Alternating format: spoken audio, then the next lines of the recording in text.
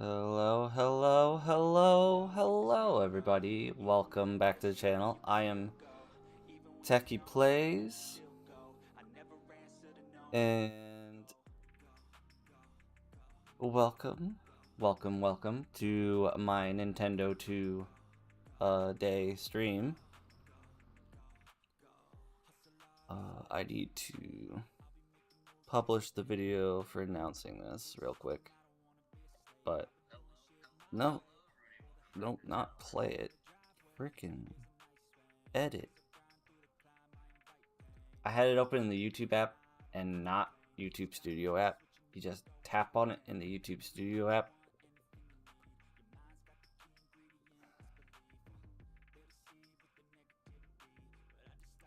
Oh yeah. But just so you guys know, this it's right here. Nintendo Switch 2 Mario Kart version, because you know, not paying $80 when I can pay $50.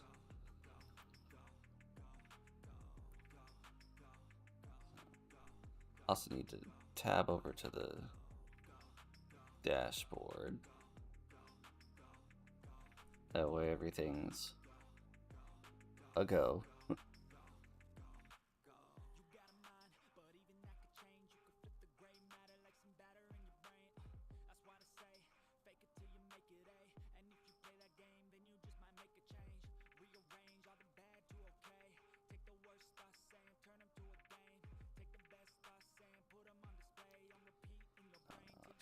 I should just like do a generic photo of the system for this one. I don't know.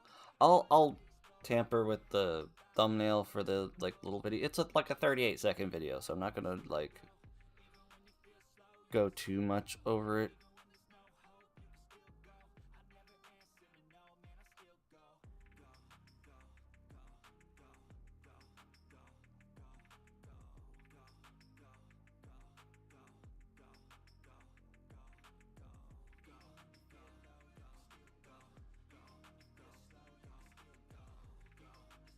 Private, public, or you know, we could schedule that for like 4 minutes from now, so it like releases nice cleanly at 10 a.m.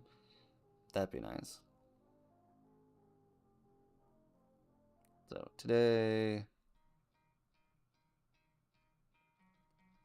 10 a.m.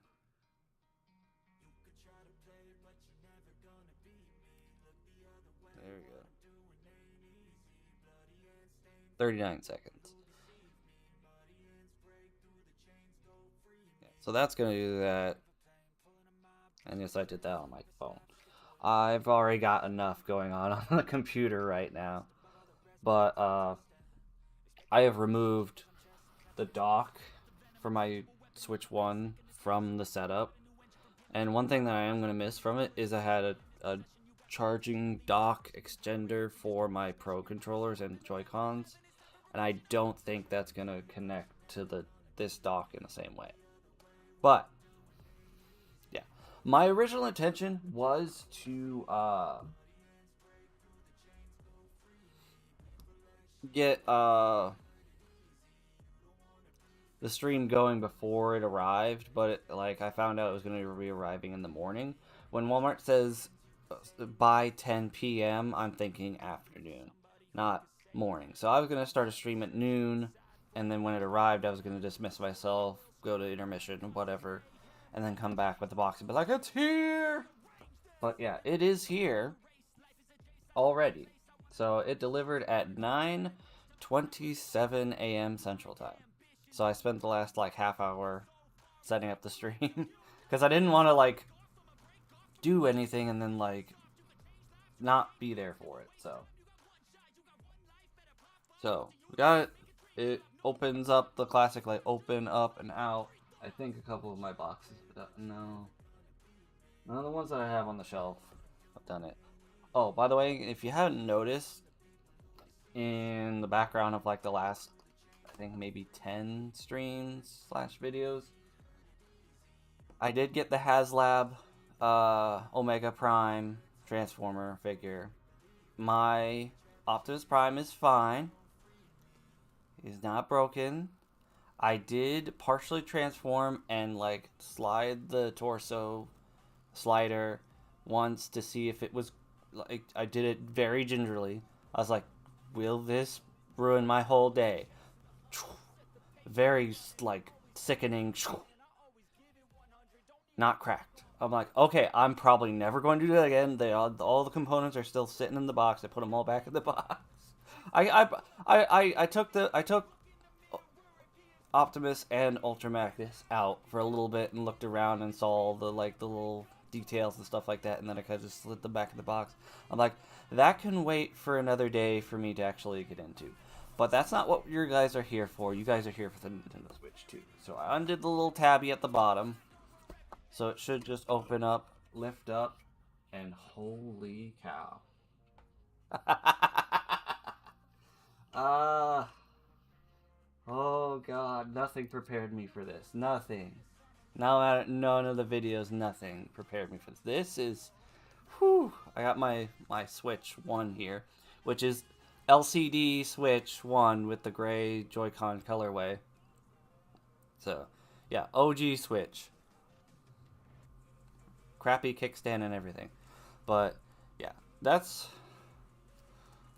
My god, man. My god, man, I'm not taking it out of the plastic yet. I am actually going to set it down. Most of the ones that I've seen, like, I do the unboxing because I have watched a few unboxings because, you know, time zones and people get them before I do. And I couldn't wait. Got the Joy-Cons here. Oh, that's nice. I thought they were going to be a bit big because, like, no, don't get me wrong. I like the larger size of the Switch 2. That's one of the things I've been waiting for. But unlike most people, like unless I'm sitting there for a very long time, this half grasp play is not that uncomfortable for me. And I don't think I have very small hands, but like that are like do the pinky underneath and like just do. Like it wasn't that uncomfortable. I do have a case. I showed this off in my last stream, which was Pokemon. I think the video for that on YouTube here is going to drop tomorrow because I'm not done doing the thumbnails and stuff like that and details in studio yet for the VOD. And that would be needing to be done today, but instead I'm doing the 39 second video that just published like 2 minutes ago. So I will put off yesterday's Pokemon Twitch stream until posting it tomorrow. Yeah. But in that, I showed off this case. And this one's like a not dockable, not Joy-Con remove friendly, just bumper case. And it's got a clear window in the back so you can see the Switch logo. So, yeah. The reason that I'm not getting into the actual system yet is I want to get to the dock first. Because that will help me get the UI and stuff to you guys instead of me just turning it around at the camera all the time. I mean, we do need to get to the power brick and the power cable too. So, nice chunky boy. Nice chunky power adapter. Whew. Big old chonker and then little bitty C-type connector. Or C-type port. Oh, man. Trash can, open. Thank you. I do have one of those motion sensor trash cans. Just in case you're wondering. I got the USB-C to C cable. I keep wanting to put the little baggies and plastics like right in front of the monitor. I have a trash can right here. I guess I just want it out of the way. Go, and it takes me leaning back and going and open and triggering the sensor for that one. But nice, they got the little Nintendo logos on the you know, I am gonna keep the twist tie. Twist ties are useful. But on both sides. I don't know if I can get that close enough to the camera, but there we focused for a moment.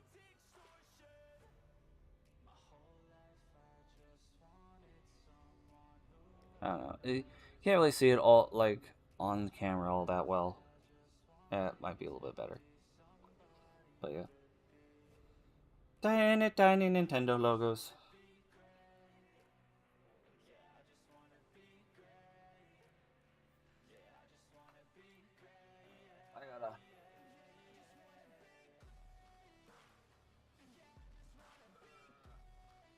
I gotta drop.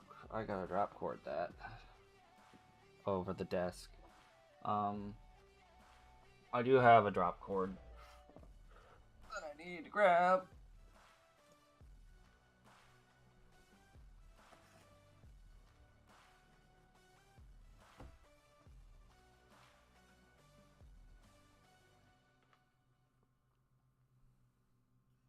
Or maybe if I don't know. I'm having madman ideas, and I probably shouldn't, especially this early in the morning. I mean, I'm usually up way earlier in the morning for my day job, but as far as YouTube and Twitch content creation goes, which I couldn't do the multi-stream because that's a premium feature. It made it seem like when I first installed the Streamlabs stuff,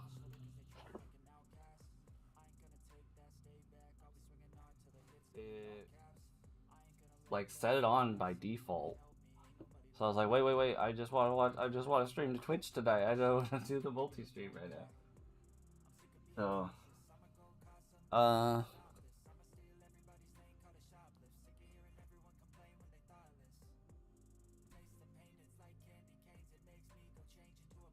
to wedge it in between the HDMI's of my bi-directional switch. Which, yeah, if I go to my Switch source right now, it's gonna show you my iPad desktop. Because they're hooked to the same HDMI. And then of course you got like my Pokemon stuff details and stuff like that. We're not gonna need that today. We'll just get rid of that for today. But yeah, like I hit one button on the little switcheroo and it will go in between the actual Switch and my iPad because they're both on the same TV. That's my third monitor. So it just made more sense instead of trying to like unhook and rehook everything and switching between the sources and stuff like that for personal use. I was just like, you know what? I'll get a bi-directional switch and it'll just be a click of the button, and then I don't even have to change sources on the TV or anything. So we'll get back to that though. Oh, I hit the actual button. I didn't mean to do that. We'll go back to full cam. There we go. Anyways, back to the other things in the box. We got our Joy-Con grip, which, there we go, very reflective on the flat part. It's very weird compared to what the... Where did I put it? I thought that was the one thing I didn't mess with off of the desk was the old Joy-Con grip. I guess I can't do the comparison right now because I don't know where the hell I put it. Unless it's behind. Nope. Alright. Well, that one can sit in front of the monitor because we might use it. We might just slap the Joy-Cons into the console and call that, and use my link my Pro controller. At the Pro controller one, I do really want the new Pro controller. But like the one I have was on sale, and it's like still fairly recent purchase within the last couple of months. So I don't feel justified to do that just yet. So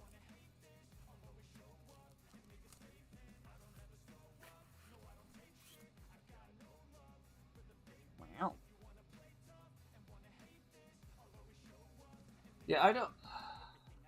You guys are gonna have to tell me in the comments or something like that if the backplate of the OLED dock was like not a flip panel but a removable panel like this one is, because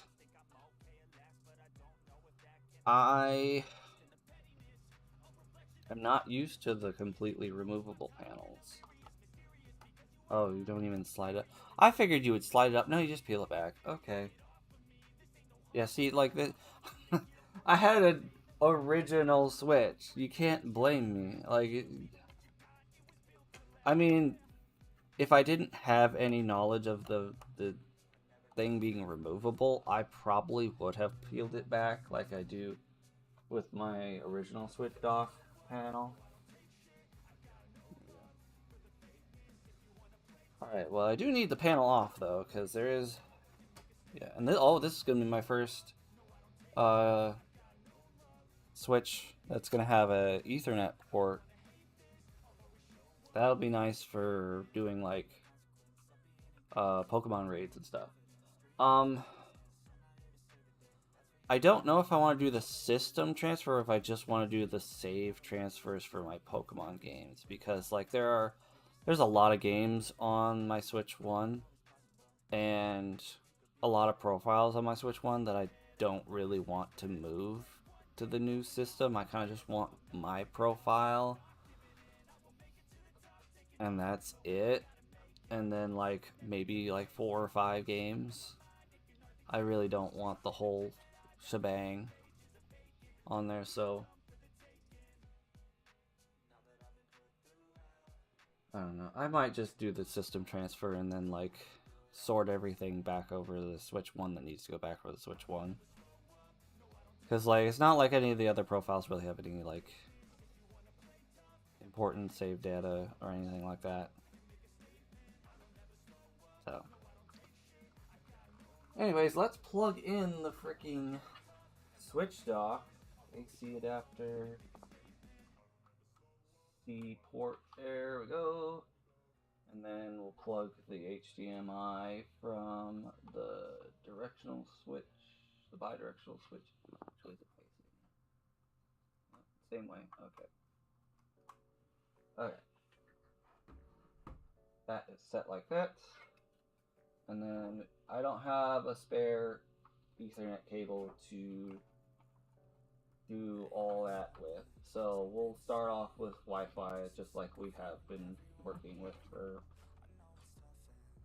the entirety of my Switch 2, of my Switch 1 content. That's the first flub up of Switch 2 versus Switch 1. Alright.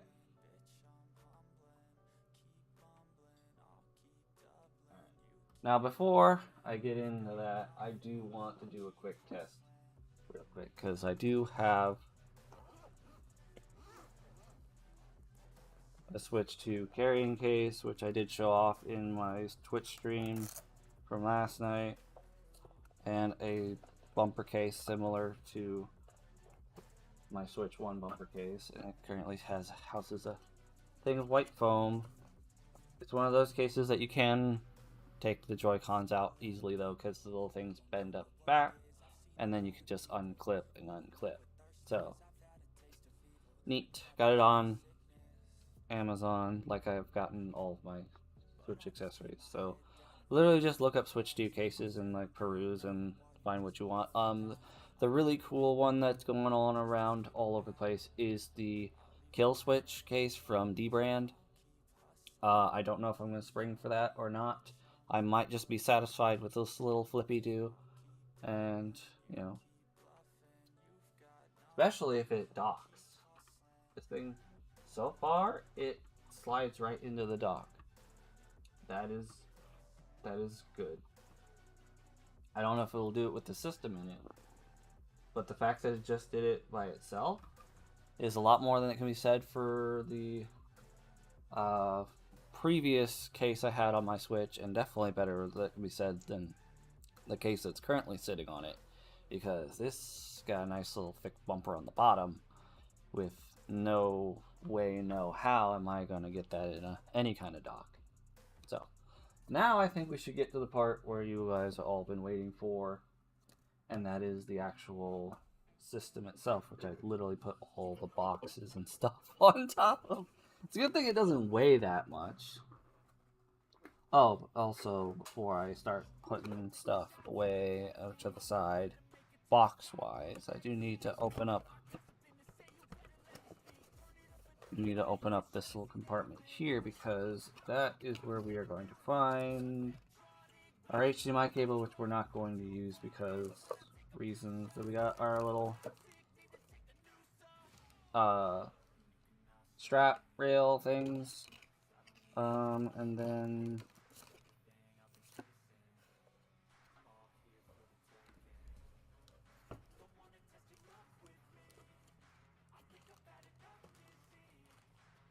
I am not seeing my Mario Kart code.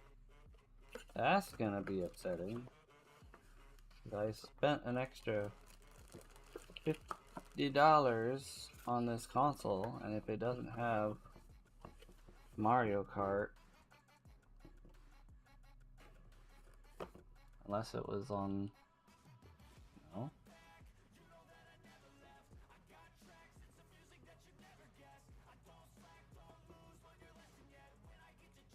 Guys, I think I just got scammed. It's like, unless I dropped it.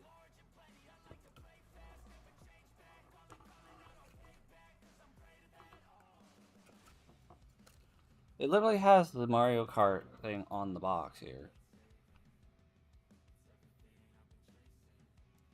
Unless it's different from... Okay, so the one that I saw unboxed was a sticker one, so I don't know if...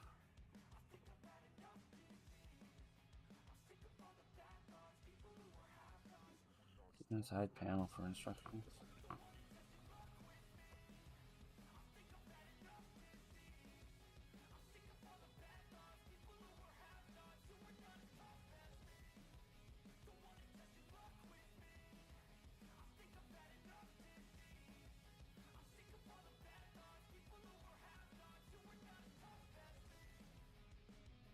It literally just says follow instructions, do download.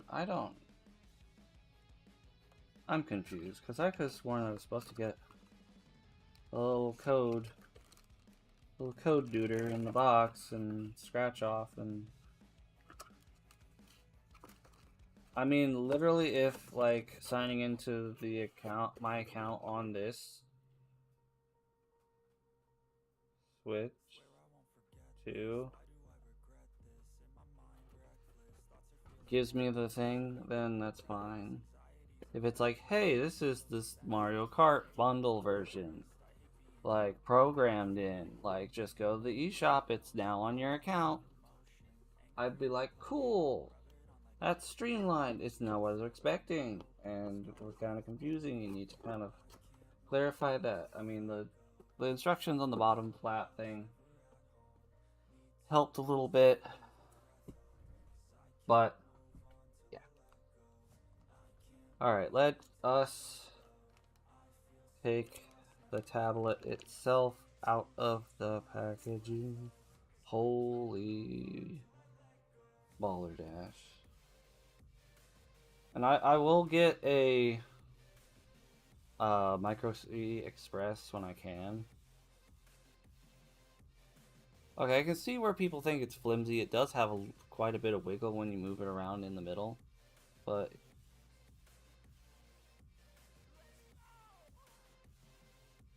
when I press, like, when I feel it, like, it has a sense of coldness to it that plastic does not usually. Yeah, the plastic right there does not have. So the kickstand most certainly have to be metal, especially if you get it like that thin and sturdy. But the case, I will say one downside of the case is no kickstand, like, carve out. So, but then again, I was using the original Switch, so having the kickstand is not something that I'm used to having.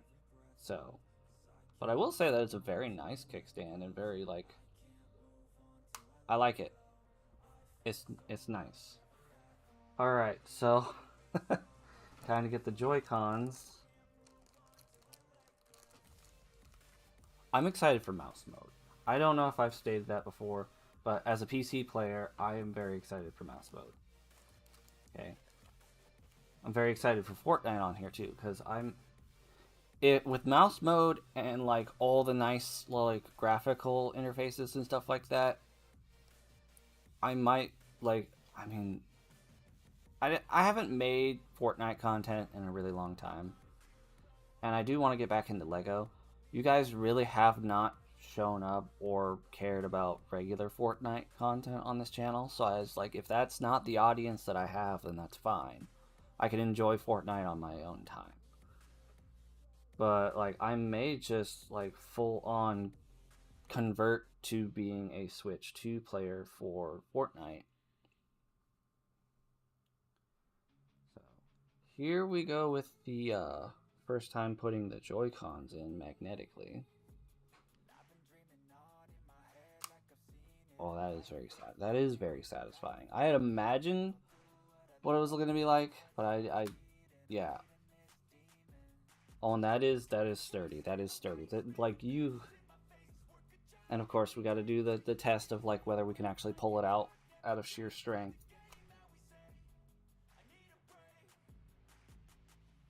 I thought I would have to use less force for that. Like, I've got some good sheer force pulling power, but that took more than I expected. That's solid. That's in there. I have the other hand under there to catch it if it like. But that's more or less just like me being paranoid about it. But like, that's in there.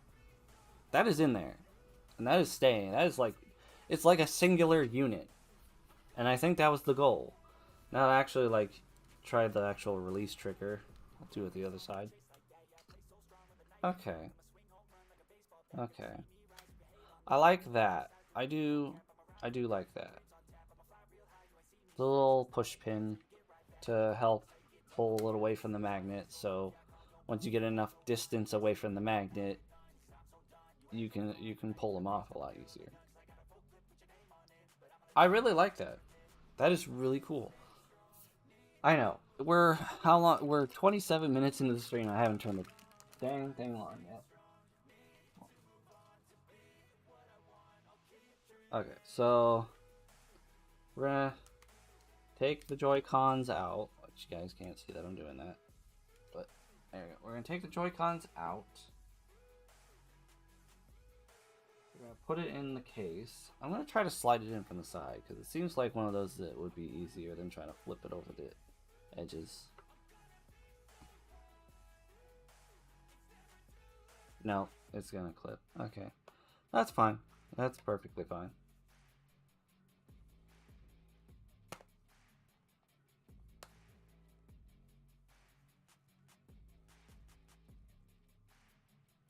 I don't know if these are meant to like act like some kind of kickstand. They'd be very bad at it. But and of course I will snap the Joy-Con in, close that over it. Snap the Joy-Con in, close that over it. There we go. Okay, that honestly replicates the feel of this case. Because it has a little bit like a little tiny chunk to like groove the hand in. That's like it's a little recessed, so but this one's got a nice little bit more chunk in it, and like you can actually. Yeah. Oh, I love this. But we are going to flip these back and then take out. Okay, that's actually a really nice experience. And you can also continue to grip the other side as if a Joy-Con was there after you've taken the first one out. So it actually helps with removing the Joy-Cons in handheld. But we are going to slap it in the dock. Okay, first off, we're going to go and switch things. We're going to go here. And we're going to see how this goes. Okay, it is charging. It's mostly charged already. I love it when electronics come in and they're like pretty much charged and ready to go right at the gate.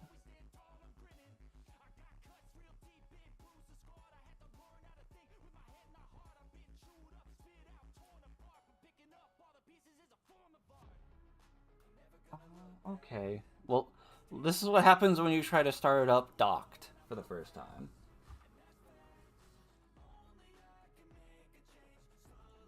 Alright. Wants me to slap the Joy-Cons back in.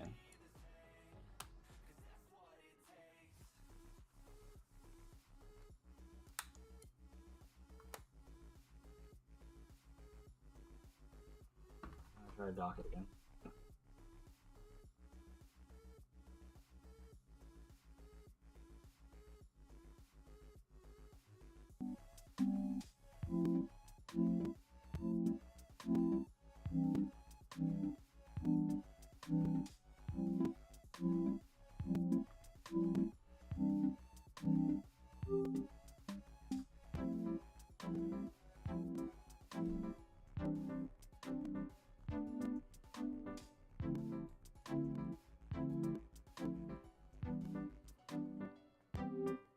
I want to see, is mouse mode already enabled? No. Okay. Now I will move my original Switch over here, because when I do get mouse mode enabled, I do want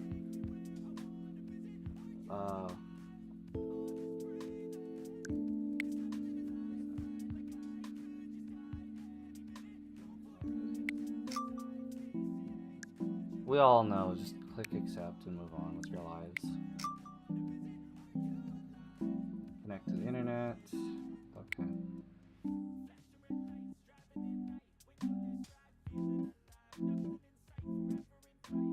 Yes, I have my own, but we're gonna do that part out of your prying eyes. Sorry.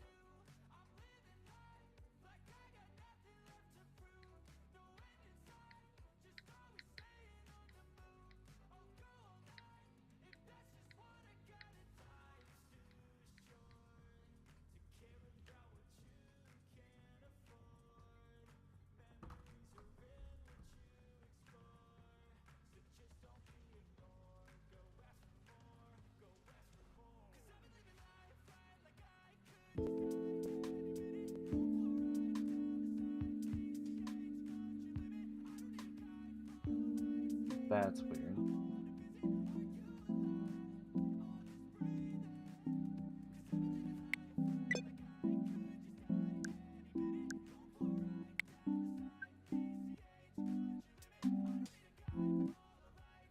Yeah, I'm sorry I keep doing this to you guys, but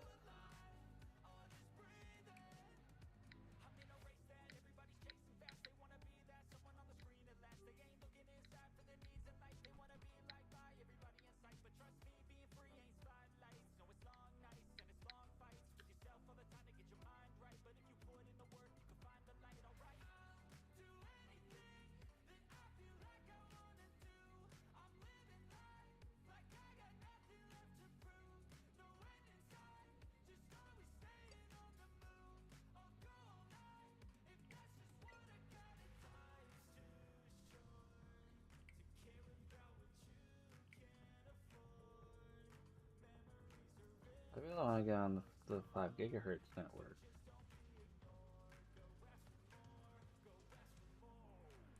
And that should be the password for, I don't, it's being, my router is weird sometimes, but I can't reset it right now because then stream go bye-bye. So we're not doing that.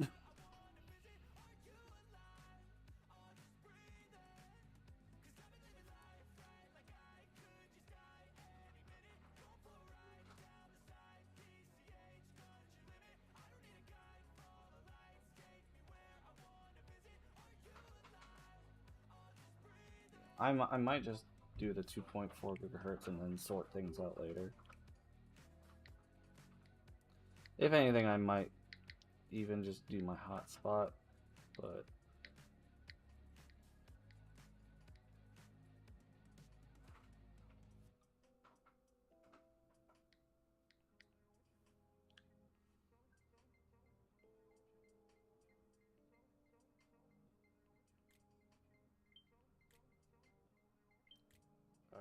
connection successful on that one.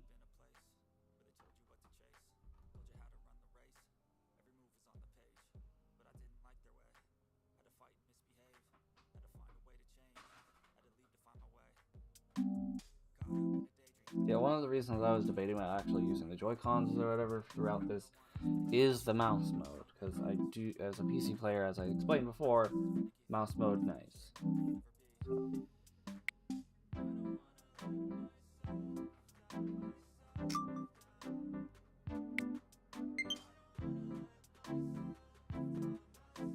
I'm in the central time zone, so I think that's good.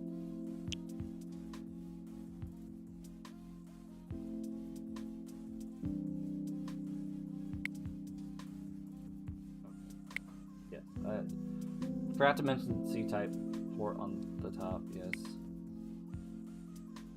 I don't need an attachment guide, that's fine.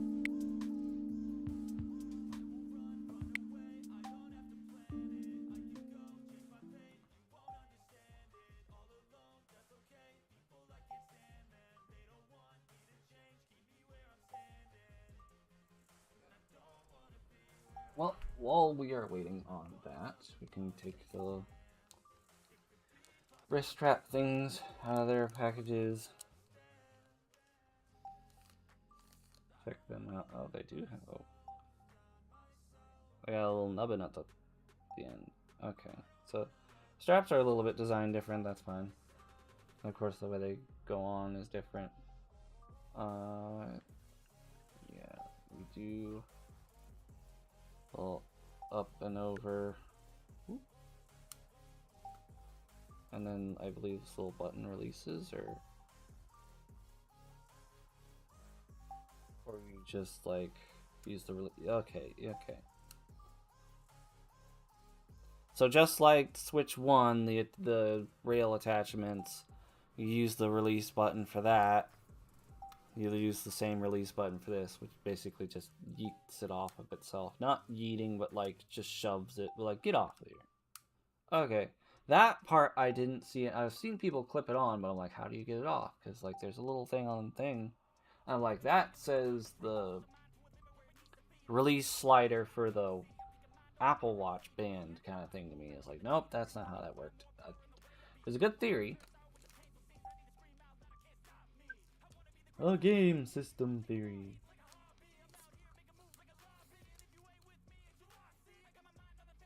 Then it's gonna restart.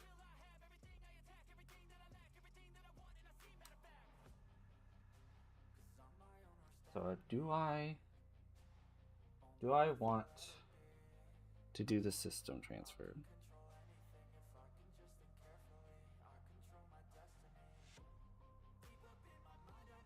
I'm thinking I might as well.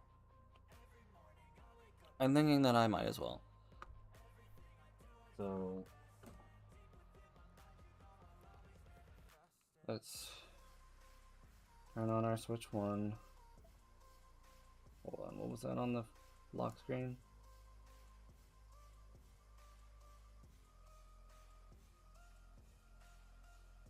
Oh, it's right there on the system transfer.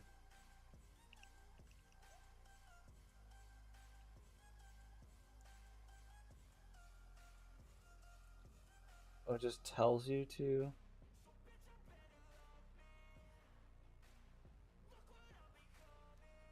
Okay, well that didn't help. System.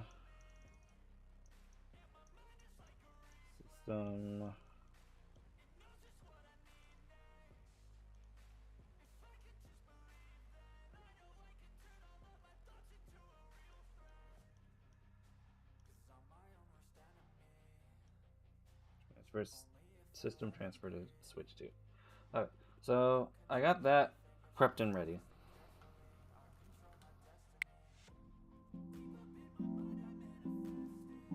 Isn't that nice? I forgot that was the very next thing.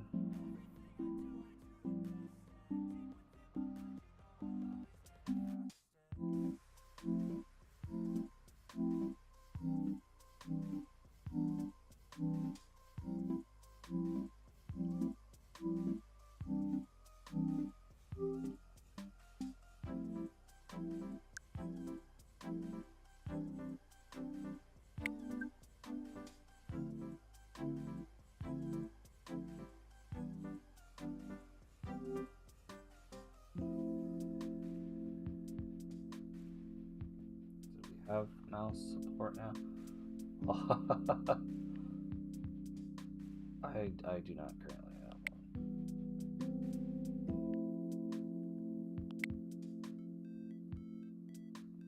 one. Ah, okay. Sign in with QR code. Awesome. Love doing that.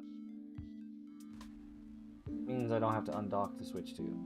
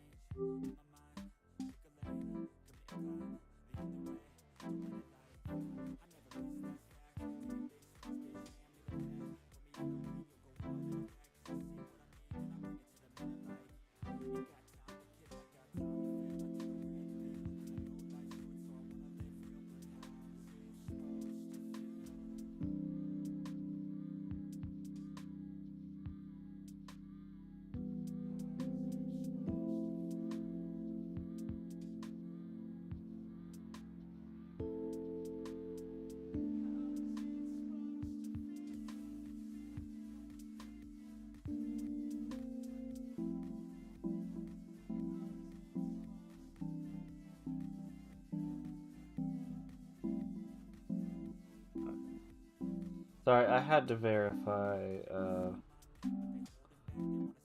that I was using the correct Switch account. I do have one that I've used for like having to do certain things that require an extra one. So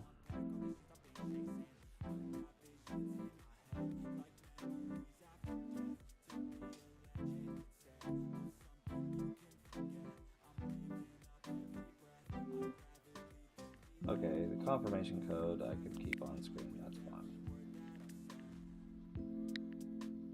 Because you guys don't even know what account it's for. I'll say, not the most comfortable mouse experience in the world.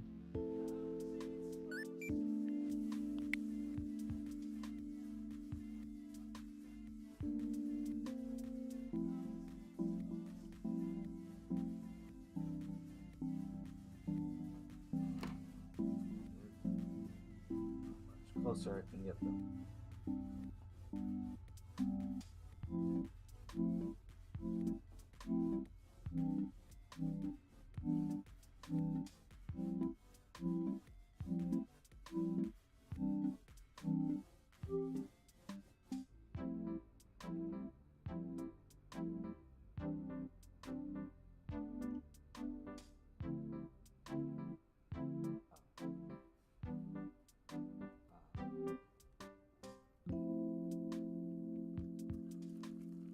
Oh, it's a good thing I left the old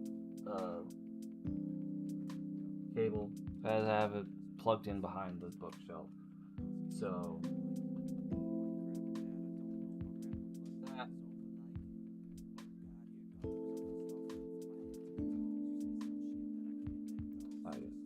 there we go.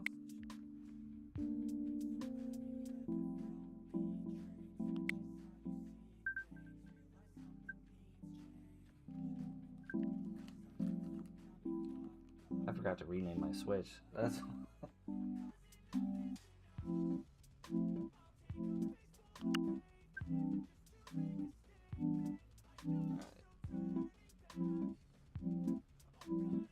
awesome.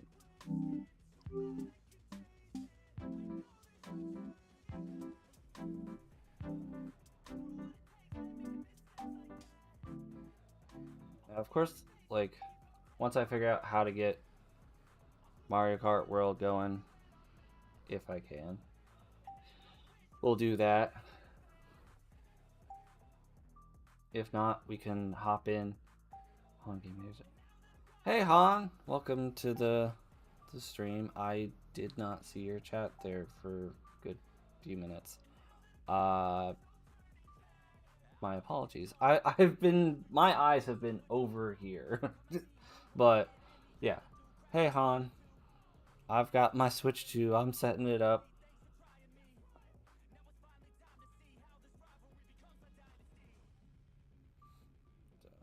Things are cool. I'm liking mouse mode. I just not sure I like holding it like that. I don't know. Maybe I'll figure out a different way to hold it or get like a... I'm sure they'll make like a 3D printed accessory that you can just slap over the Joy-Con and give it a little more of a mouse feel. That, and I think Bluetooth mice might be a thing for this. And if so, I do have Bluetooth mice. But I might also have the ability for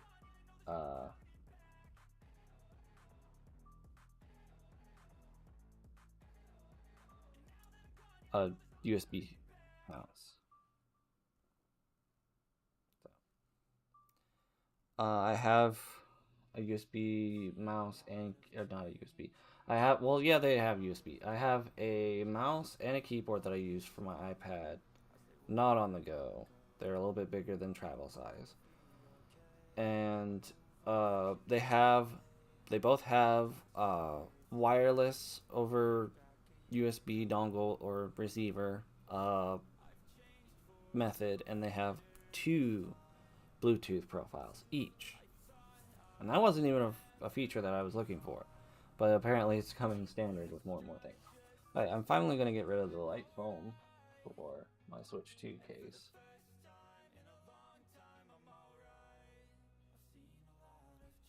I'm excited. I don't know if you guys are excited, but I'm excited. Like, Switch 2, hell yeah. Oh, while we're doing that, we might as well, like, check out the controller grip. So we'll take the little railing duders off, and then we're gonna grab the grip. We're gonna slide it in at the side, clip, clip. Oh, that's... I mean, okay. So I always thought that the Switch 1 Joy-Cons in the grip was weird, but oddly it worked. And it worked, like, it wasn't bad. Like, I kept trying to tell people, it's like, it doesn't feel bad. It's just weird. And it takes you a minute to adjust. This one, same principle. Especially with the fact that now, because it slides in, you have that, like, edge there. That wasn't there before. It was a smooth overlap because it would slide in from the top, so you could have plastic there. But yeah, I like it, but I like right along the palm there. I don't like that as much as the old grip. That is gonna be a thing for me. That, and I don't really see myself using the Joy-Cons like this. Like, I did the old Joy-Cons out of necessity because my Pikachu controller died, and then I got my new Pro controller. So, like, if I need a all-together controller, I'm gonna grab the Pro controller, or if/when I get the Pro controller too, I will use the Pro controller too. But when I need like an actual controller, I'm gonna use a controller. Now, am I gonna try out the...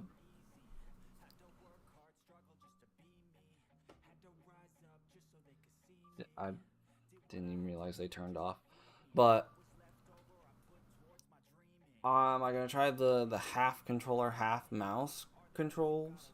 Probably. Am I gonna try to hook up a Bluetooth keyboard and try keyboard and mouse controls with this? Oh, you better believe I am. I said PC gamer, like, that enjoys Nintendo.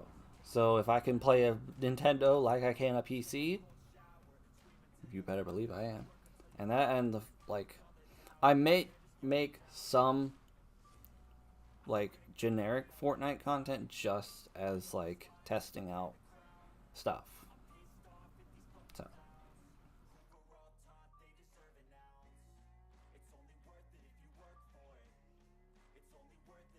but I'm going to quickly just snap the Joy-Cons back onto the system for right now.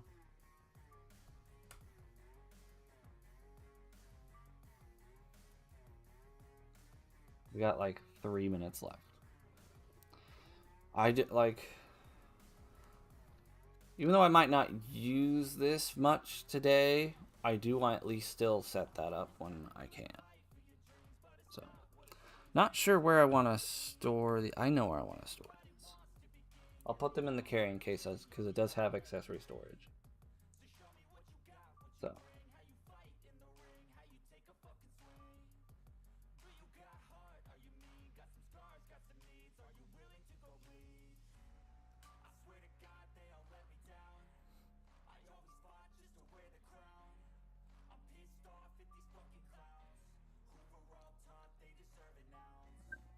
Oh, is it gonna? The system about to restart? Okay.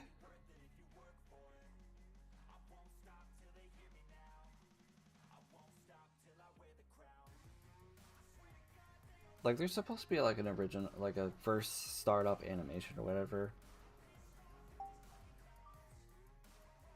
Oh, not done yet. Okay.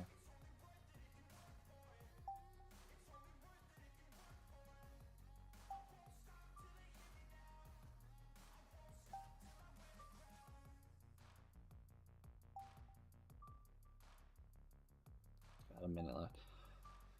Look, I know that it said like it might restart during, but I didn't think it was gonna start in the middle, like restart in the middle. So I don't see a switch. Here's a switch. Here's a switch. The Switch 2 is currently docked, so you can see what's on the screen, but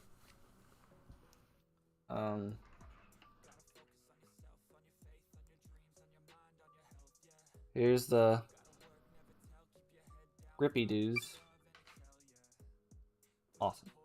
I need to detach one of the Joy-Cons so I can confirm. I did not think that through. I thought it was going to restart and then you'd be on the home screen.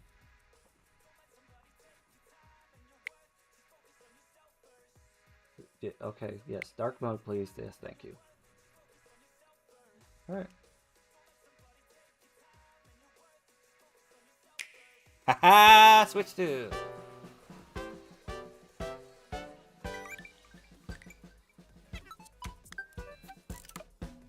See, that right there is what I was hoping for.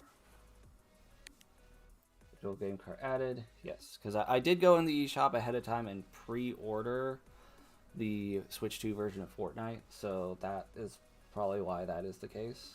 That, and I did have Fortnite on the other one. Yeah. So we got stuff downloading.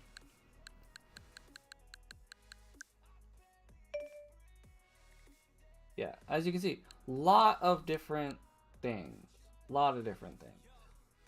Not a whole, like, metric ton, but this is why I debated the system transfer, but, like, I guess it just made it a lot easier. So let's go to the eShop.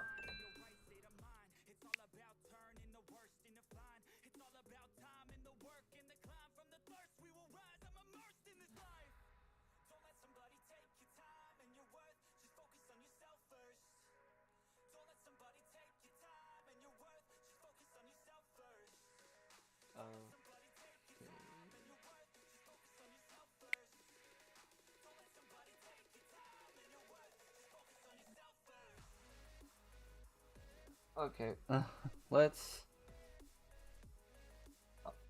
We are going to take the opportunity to check the Remember Me option. Back to the QR code land we go.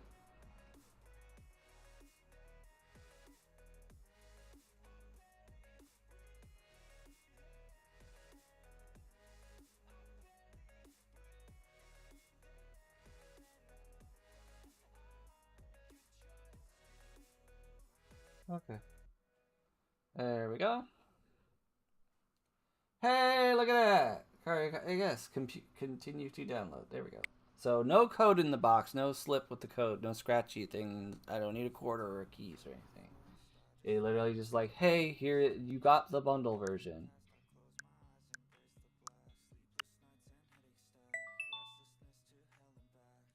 So now that's added to my account. Cool.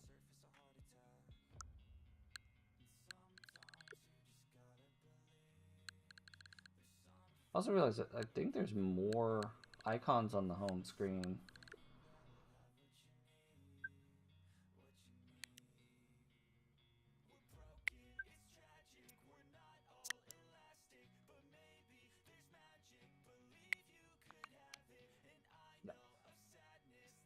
What we got? We got Switch 2. We've got Mario Kart World. But it says Fortnite goes first. It's got both versions of Fortnite.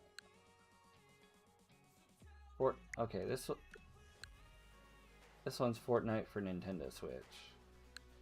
And this one's Fortnite. So I'm guessing that this one's it's not saying for Nintendo Switch 2, it's saying for Nintendo Switch.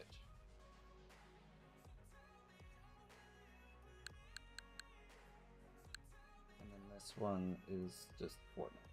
That one's a virtual. Okay, they bought all virtual cards. I don't know. I'm gonna assume because this one matches the thing that was the virtual card that we loaded just previously. I think that's, and the fact that it just says Fortnite, that's our Switch 2 Fortnite. I don't think we're gonna need this one. I don't know if we can. We can delete the software, but like, I don't know. Also, let's re-equip the rail because it helps with mouse mode, and we will use mouse. Alright, so let's, while we wait for a game to download. Oh, just running by. Hello, Bundy! Welcome to stream. Thank you for running by. I know that you are busy today, so I'm glad you stopped in. Look at settings. Okay, so thumbstick is scroll wheel. That's might take some getting used to. Alright, display. That's a TV resolution. The current TV that I have it hooked to is 1080p. So, and I believe it supports HDR. 120 hertz output. I'm really happy to get like 120 frames per second on some games. And like, just everything's so much snappier, and I do love the mouse. I'm probably gonna up the sensitivity though. Controllers and accessories, probably find that. Sensitivity medium. Let's crank that sucker up to high.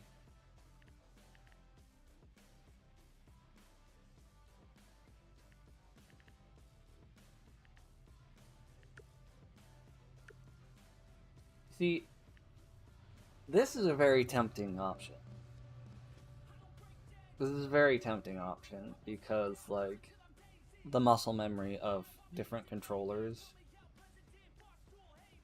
But at the same time, like, I don't want to make B B A and A B B. Like, I don't know.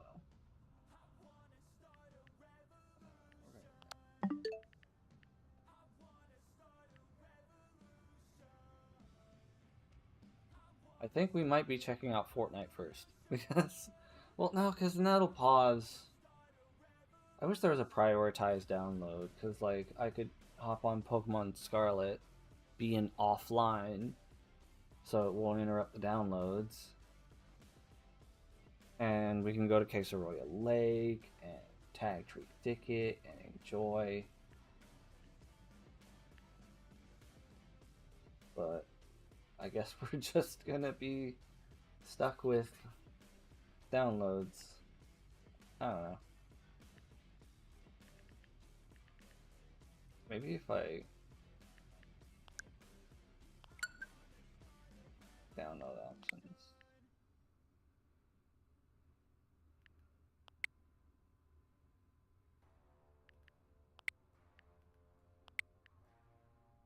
And it does, I don't know if you guys can see that, but there's a faint progress bar. So it kept the progress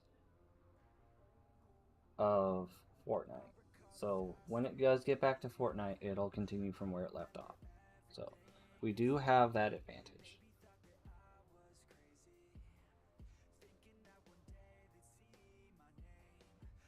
Now I would check out this, and I do have Nintendo Online, but I don't currently have anyone to game chat with, and I would much rather use Discord anyway. So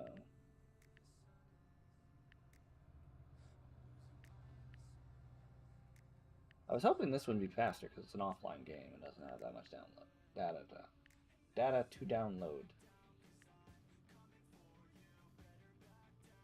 I mean, I guess we can peruse around the eShop, see what all different. Having a dark mode. I don't think the eShop was dark mode on the Switch one. I can check.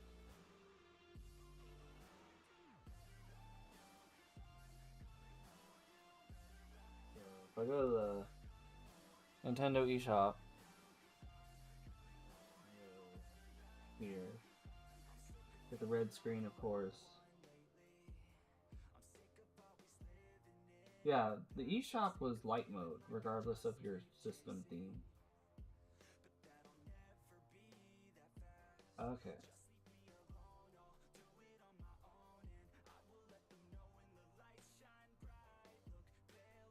Alright, well now that the system transfer is done and everything is, like, unnecessary, we are going to turn the Switch off. Like an actual power down.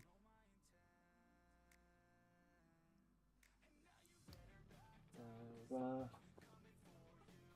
slip it into its carrying case. Got the Switch branded cloth one. Zip it up. Put it on the shelf. And I don't know when I'll play it again, but I will find a reason.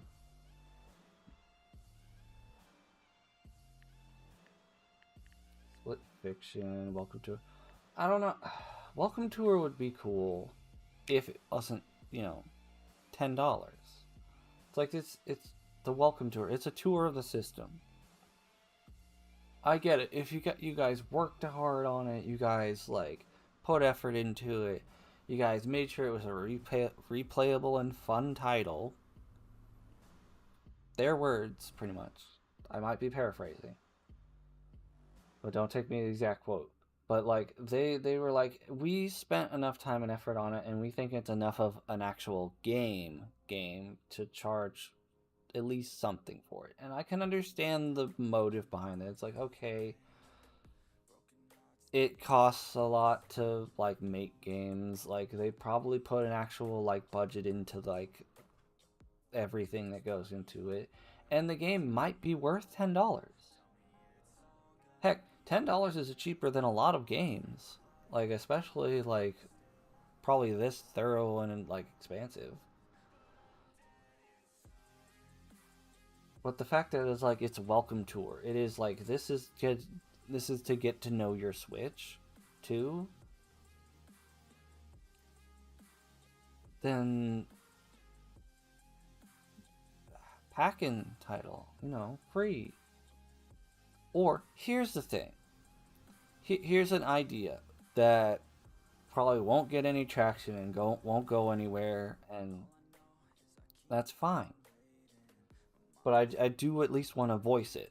What if the Nintendo Switch 2 Welcome Tour was free for Switch 2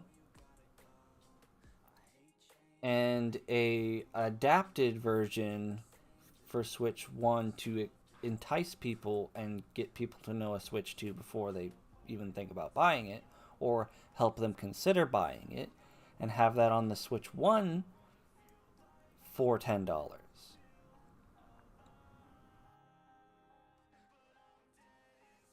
Like, there are plenty of Switch 1s out there. I literally just turned mine off and put it on a shelf because I got this one. But there are plenty of Switch 1s out there. If you sold a welcome tour to Switch 2 and like probably adapted some things or made some things where it's like, okay, this will show you how it works because you can't physically do it with a Switch 1 thing, you like will just go through it or like manipulate it with the joysticks and like have like a little virtual one where you do the all the bits and stuff and bobs. Like have simulated stuff for the things you can't physically do with a Switch 1 for the Switch 2. And get people that are very much on the fence or have decided they probably don't want to switch to, at least not yet, and sell it to them for $10 and be like, okay, you don't want to spend $450, $500 on the new system. Okay, well, are you willing to spend $10 on something that might convince you to get it later down the line? Okay, and then for those who've already spent the $450 to $500 for the system, include it.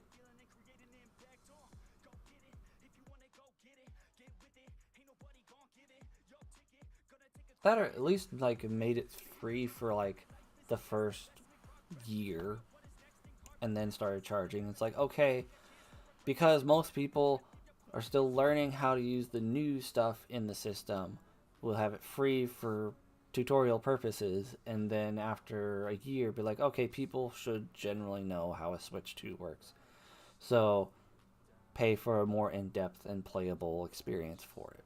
I don't know. Like, I'm not trying to be like Nintendo, you big old a-holes for charging $10 for a tutorial. It's like, yeah, it like a lot of people find that kind of scummy, and in a way, if you look at it, it is. And I'm not trying to defend Nintendo because like I have a lot of salt for Nintendo, believe you me. But they're a business at the end of the day, and businesses got to make business decisions for business purposes. Okay, so $10 for a tutorial game, it's not absurd, not even remotely absurd. Like most games, especially first party console maker made this game, like you're not gonna get a whole lot of those for $10. Like you're not gonna find a Sony or Microsoft title very often, if at all, for $10. The only example I could possibly think of is Minecraft on mobile for less than $10, and that's the exact same game that you get for like 20, 30 plus on the main consoles and systems. And that's a Microsoft title. It didn't start off as one, so you can't even like credit Microsoft for doing that. Nintendo's like, here is a $10 game. Like it's a $10 game that should have been free, but it's a $10 game. Like if you bought the system, you can probably afford a $10 game. If not, you can probably eventually afford it. Like maybe the next paycheck, next month or whatever. Like I don't know. I'm not trying to criticize people. I'll happily criticize Nintendo, but like I don't feel like this is a that high of a contingency point. Like yeah, it's universally the fan base is like should have made it free, and I definitely agree that it should have been free. But I also am not like terribly upset that it's $10. I'm not going to get it because it is $10. They lost me as a customer on that game because it is $10. But it it's not an egregious thing. I am looking forward to Donkey Kong Bonanza, but I've got a few financial decision things coming up real soon that require my more immediate attention than a $70 Donkey Kong game. Especially because the last Donkey Kong game that I played was 64. I think that's the last time there was a 3D Donkey Kong game. but also haven't played that since like it was somewhat. I don't want to. It was still like not current. It was like the PS2 generation era that I last played it. But it, I was young. I enjoyed the Donkey Kong games. I like playing like Diddy Kong and the other characters. Like I'm not gonna go through the whole list, but like, I think the favorite go-to was Diddy. But then of course like Donkey obviously is like the face. So Hogwarts Legacy. There is still controversy surrounding that game and streaming it, so I don't know if I will play it or get it at all. Hitman, I don't know. Zelda, I never really got into Zelda, but like there's always like the slim chance that I go for it. Garrett really wants me to get Mario Kart, not Mario Kart, Mario Party Jamboree. I'm sorry, Mario Kart just rolls off the tongue because like that's the only other Mario game that I like get into. Of course, Scarlet and Violet as a bundle. That's yeah. I wonder how much it will say it'll cost for me. Oh, just $120. So no. Well, then again, for me it would. For me, it shouldn't be anything other than just buying Violet because I have Scarlet and DLCs, and it's updated for this system for free. And we will check back on the download for it in a little bit. That way we can get some gameplay going on. Oh, oh yeah, I already favored it. I'm very excited for. Um,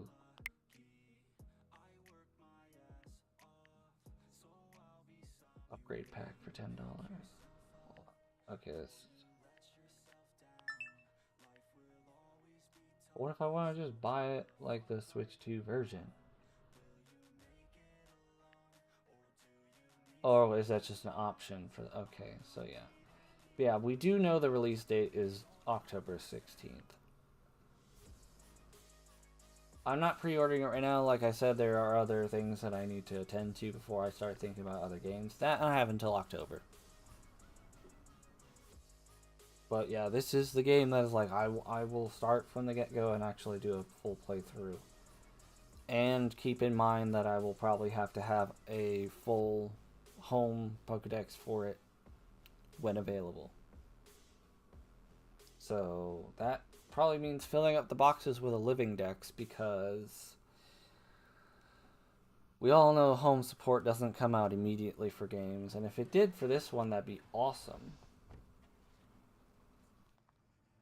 But it's gonna look so nice, especially on this game. Like the wall textures and stuff like that. Yeah, it's meh. And like beat 'em ups on YouTube here has a entire video of like why the actual like graphic quality is like meh because like the it's just JPEGs of windows on the sides of the building. There's like no depth or whatever. Like in these shots, it doesn't look bad. Like the next shot, like it doesn't look bad. It just looks simple, which your own interpretation. And especially with the Switch 2 version, like it looks better. You don't notice it as much. It's not so pixely and blurry. So, I'm excited. I'm hyped. I was originally going to get it on the Switch 1, but I have a Switch 2 now. So, any considerations for the Switch 1 versions of games is kind of out the window unless it's the only version that, like, it's just one version.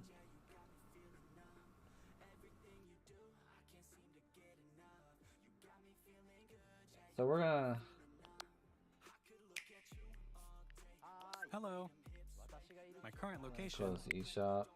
Check out... Oh, look at that. It's, it's most of the way done. So.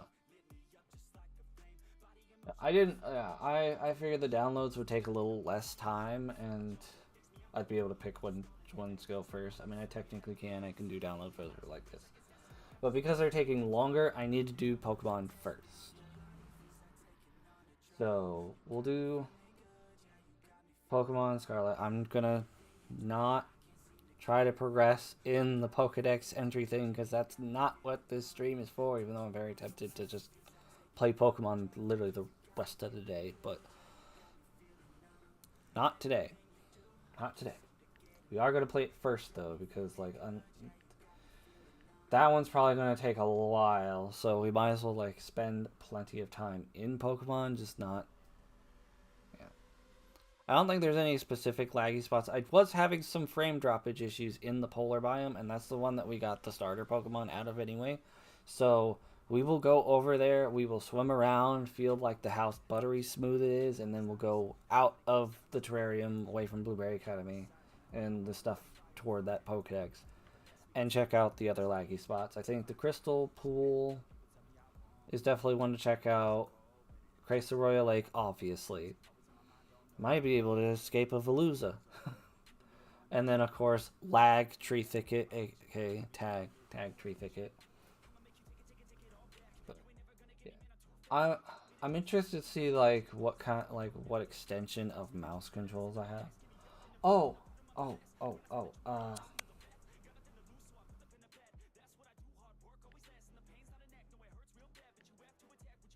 Search for control. Yeah.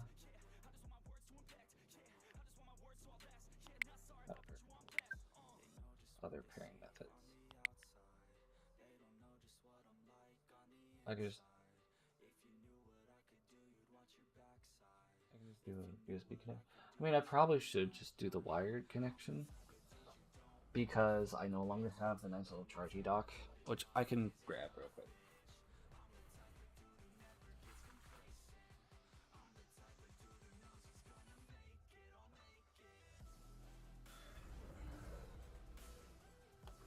So, switch dock.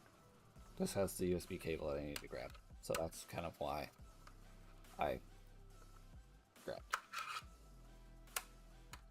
Right. But take that out of the way. Yeah. So this doesn't occupy that much space on my desk, but then it started occupying more space when I got that going on. So we can unplug that now. But yeah, this is literally 2 Pro Controller dock charger with these little slots right here or whatever do Joy Cons. Like,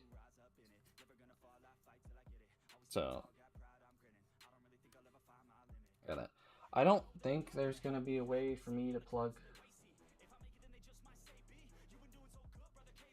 USB A ports on the side of it, but like I can't get it to it there because of the actual Switch 2 is in the way and the curvature of the back. So I I don't know. I don't know what I'm gonna do with it. It was a really nice accessory. I got it at a garage sale. Garrett brought me to a garage sale. We were just hanging out, and they're like, "Hey, cool card," and the sign had gaming stuff. So I got some Pokemon cards from the guy. I got that, and they had like other like they had Pokemon figures and stuff. Like a lot of Nintendo stuff. So I was really glad we went. I just wish we would have had more money with us.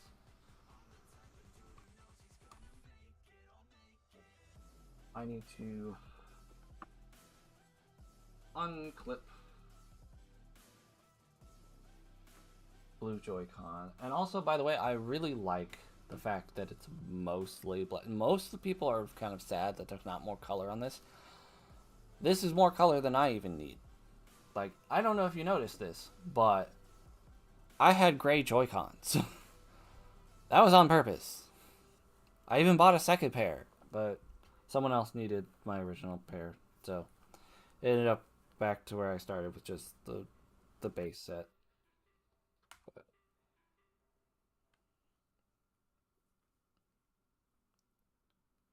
trying to get the cord untangled. That way we can just plug in this USB-A side here. And we can plug the C-type side. Bump into every controller, every mouse on the. Plug it in like that.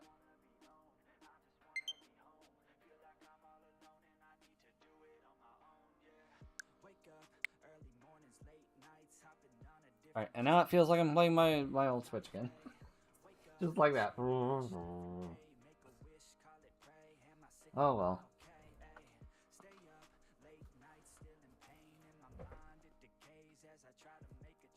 But now that we got that done, oh, Pokemon's almost done. Now I might as well just play with the freaking.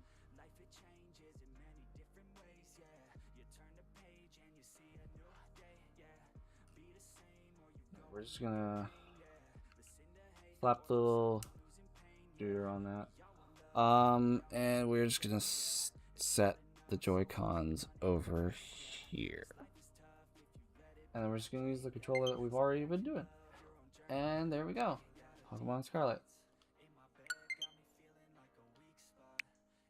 And because it's offline DLC download complete as well.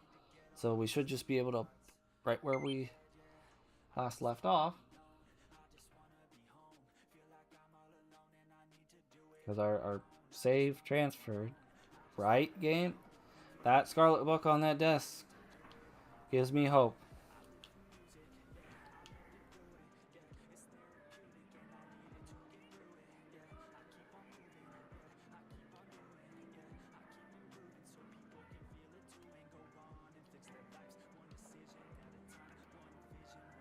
Is it not gonna let me?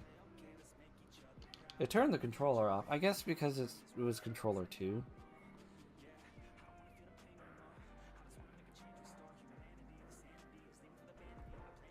Means one thing to do now. Okay. Change grip order. There. Now I should be able to play it just fine.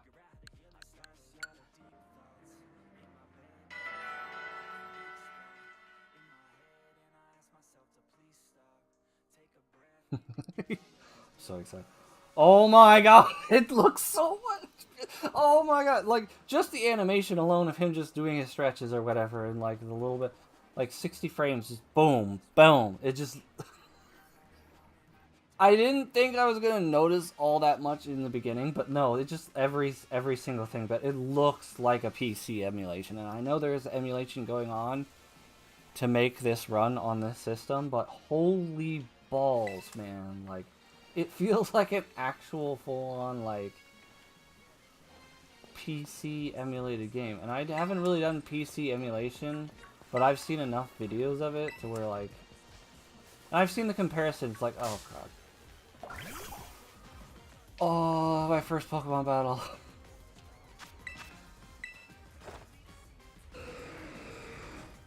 I didn't even want to run. I just want to see. Oh, I love it. I love it. Ah. Oh. Yes.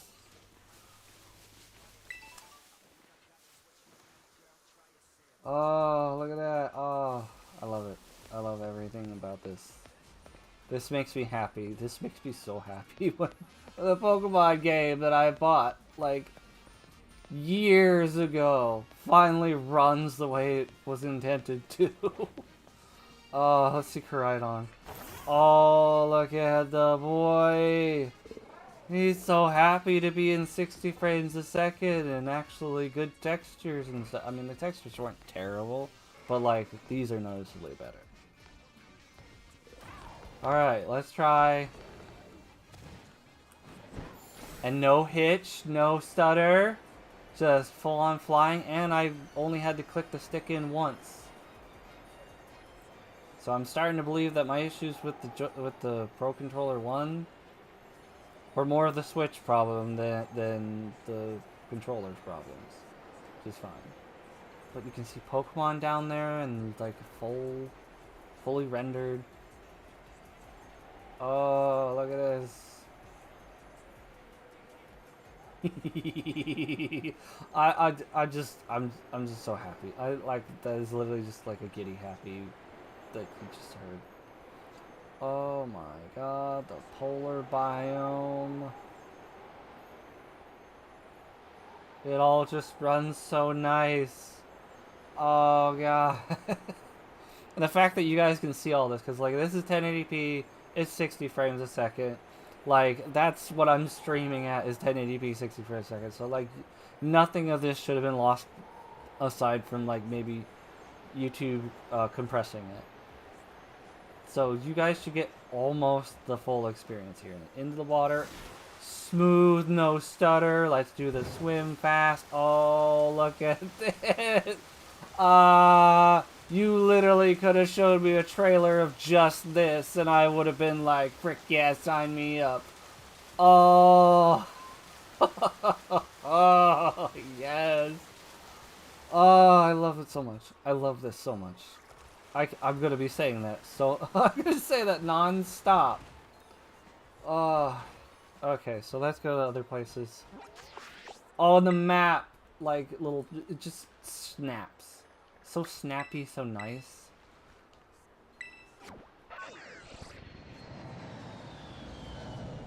Oh, oh my god. That first camera pan after arriving somewhere, like, oh. You can trudge in here, get on.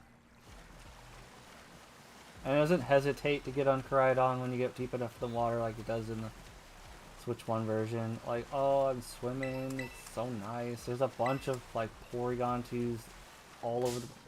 I didn't mean to run into one.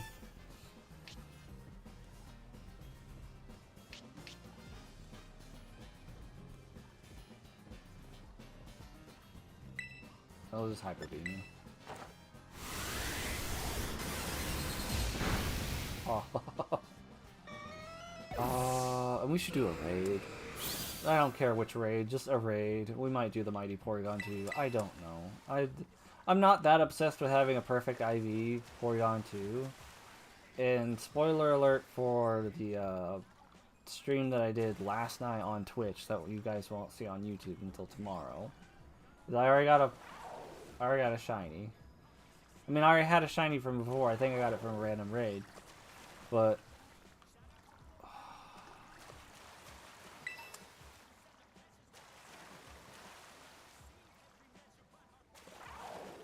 enough of this one.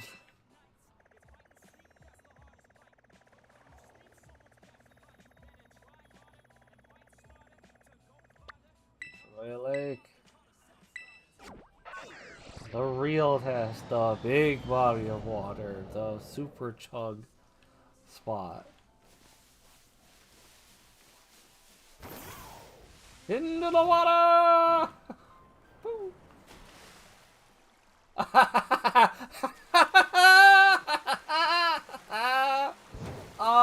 All the Pokemon, like so many spawning in the area.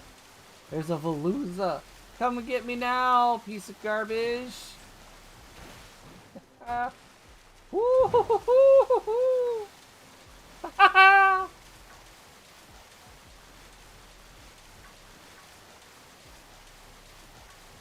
Oh, I'm so giddy right now. Like, it's not just like happiness. Like, this is pure giddiness. Like, oh, I've wanted this game to run like this for years, and now it finally does.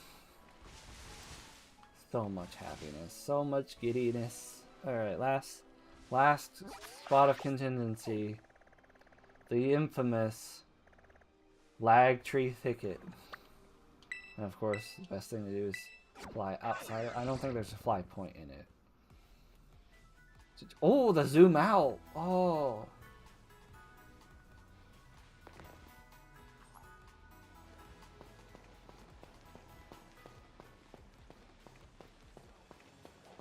Oh,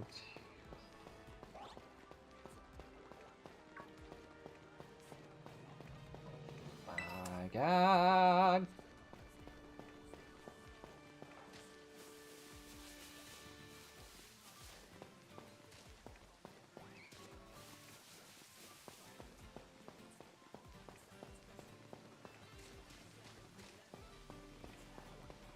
You just walk.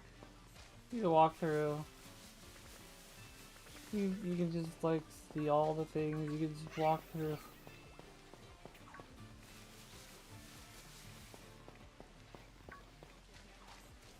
The fact the frame rate was so consistent that I was just like, oh, and just like did not notice that I was officially in the thing until halfway through. I'm like, oh, I'm here. Everything's still smooth. Ah.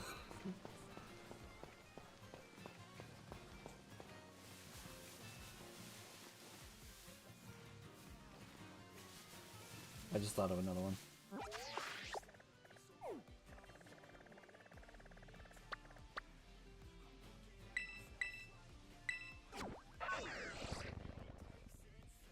There's something that we must see.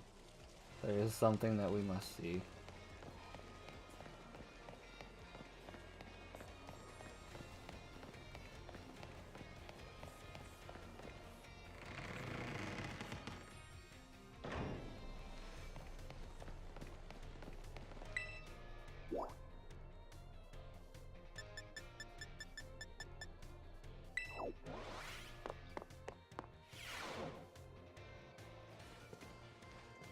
Get them. They're not like they're alive. They're not in constant torturous pain of not being able to move more than 2 frames a second. That's so nice. I know there's things I can do here, but I don't. We just came here to look at the students in the desks. Someone tried to go outside before it even finished loading. The game just got ahead of itself. Pokemon Scarlet just tried to load ahead of itself. You heard me right. It tried to take me outside before it did the whole loading animation. Like, it got ahead of itself. That's the opposite. That's a better problem to have. I mean, it's still not what you want the game to do. You want it to load like the way it's supposed to load. But, like, that's a good problem to have. Like, it just shoved me outside before it did the wait, I gotta load screen. It's supposed to do the blackout. You're not supposed to just step outside like that. You're not allowed to have that much freedom. Oh.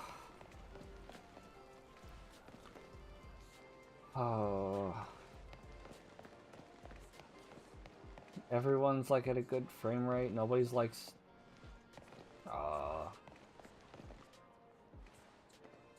This is great. This is lovely.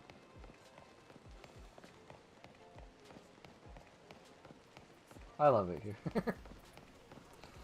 I don't have like any more of the main story to do, but like I've never wanted to play this game again more. I don't want to restart. But like not having anything more in this map really to do. I mean, there's a couple of the other little side questy things at the end, but like we'll get to that. Maybe not on stream, but like I'll get to that. I don't know. Let's do a raid and then we can go check out Area 0. So where's the nearest raid spot? Actually, I'm gonna have to go to intermission real quick, folks.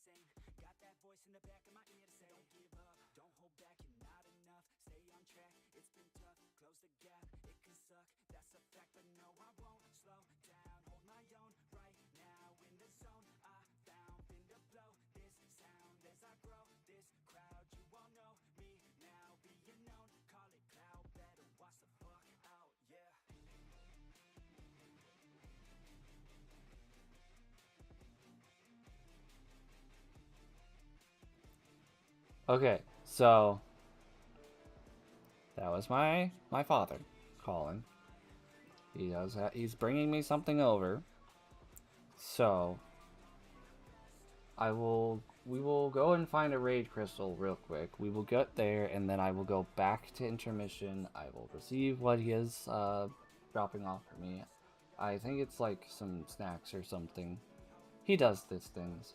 But usually not while I'm streaming, but I'm usually not streaming at 11:30 a.m. on a Thursday. So usually streaming later in the evenings. But like, how am I possibly gonna wait when I got the Switch 2? And I was like, I'm not just gonna have it sit on the desk in the box until my normal streaming time. Like, ridiculous. That's crazy. Sanity. But anyways, we got a few minutes before he comes across town to get me.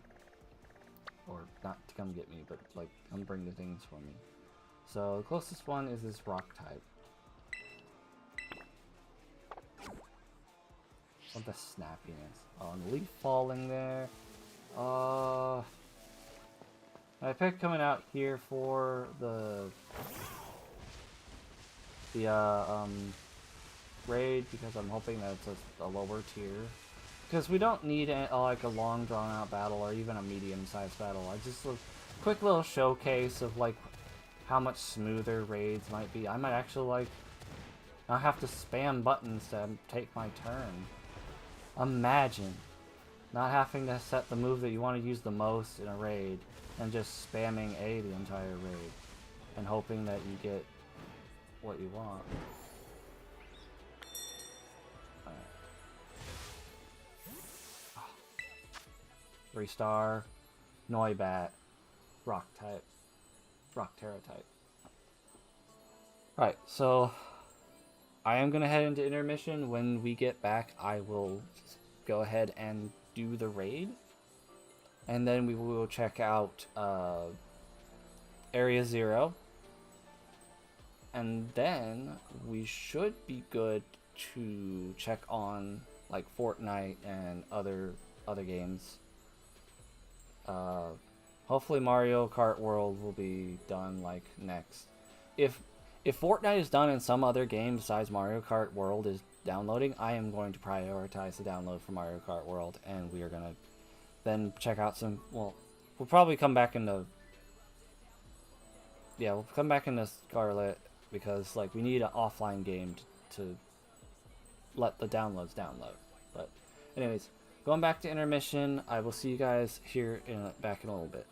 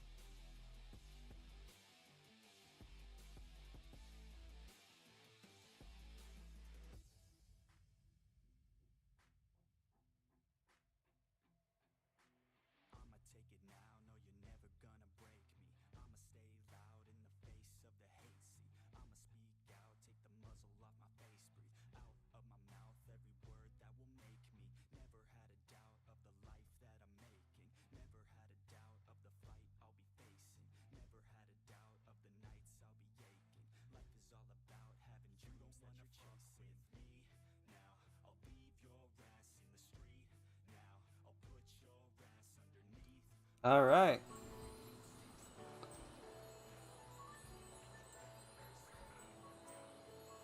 Let's do a raid. Yes, I took my jacket off. At some point I might actually turn the AC on. That's usually a pretty loud thing, so.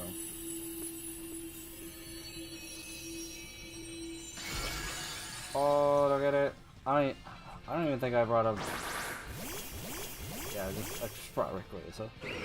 It's a 3-star. I shouldn't care about type matchups that bad. It feels like the wings are flapping faster than they should, and that's wrong because like that's how fast they're supposed to flap. It's just that,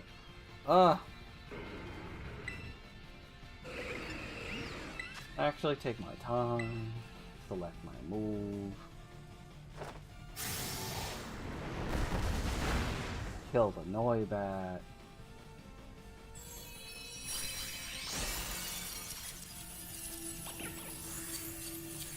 Not green, so we don't need to catch it. That was great. That was great. I love everything about that. Everything about that. Less stressful, like actually want to do more raids now. Because a lot of times, especially with the Mighty Mark ones, which might still be a little bit spammy, but you literally like, okay, what move is going to do the most and like be the best, and literally most of them are just spam A. Because like, if you pick a different move, every so often it'll just reset which one you're selected. Sometimes it'll keep it, but sometimes it won't. So it's best just to have it in that first spot, and then go. Just spam A.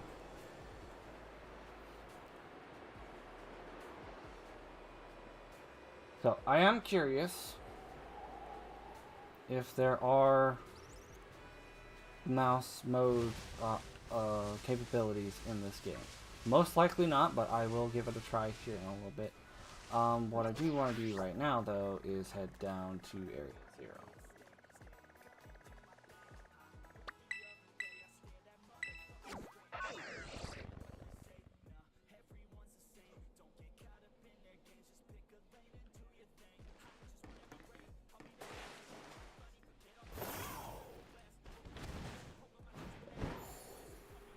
I'm just gonna go for it.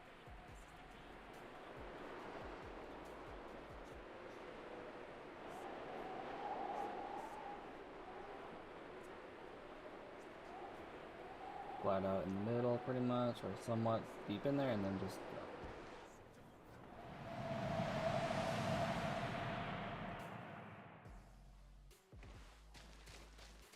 I mean, it's smooth.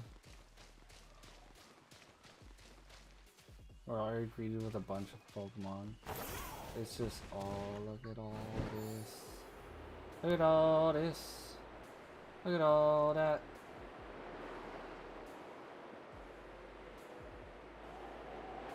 And a rainbow. Damn.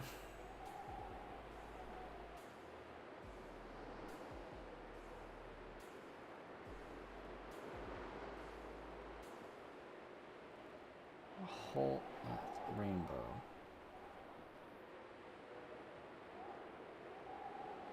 I'm not even flying, I'm gliding. Like,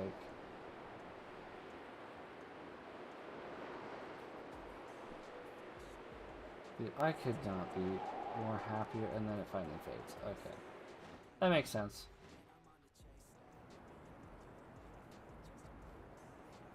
Sunlight doesn't hit it right anymore. That's logical.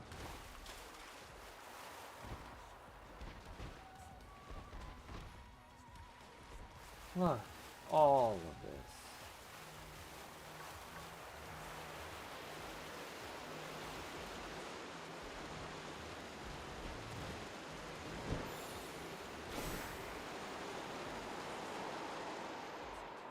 Well, we'll get to that here in a moment. I'm just basking in the glory, like, cause, like, Area 0 is one of the prettiest places in like Paldea, even in the Switch 1 version.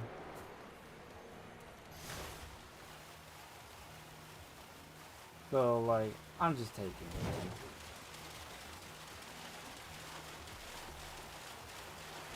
But we'll go down in the crystal part now.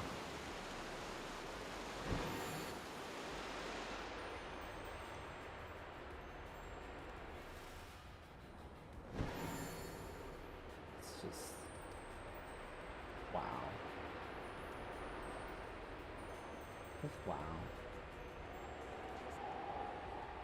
I don't even know if I've been to this part right over here.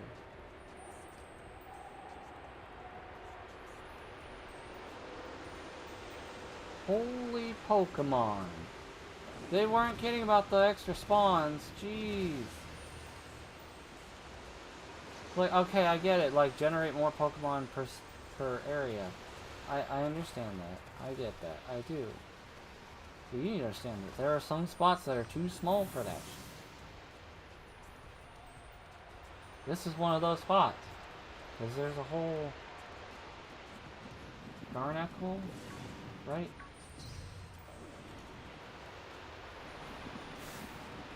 Yeah, Garnacle. Excuse me, pardon me. I just want this. Get me out of here. Yeah, there's too many for one little area. I mean, once again, good problem to have, but still. Jeez. Well, I don't take any of that as complaints. Like, I don't, in the slightest, have any kind of, like, feeling of being upset. Like, this is all, I love everything, kind of. Is that supposed to have those? Hold on, are you shiny? No? You're not shiny, Flutter. What does shiny Fluttermane look like? Let's get Prodex on it.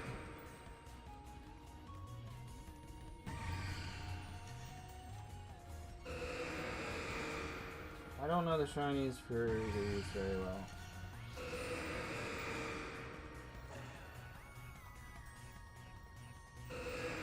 Oh, no, it's a lot more green, and they got orange stuff on it. Okay. Okay, so we'll just go.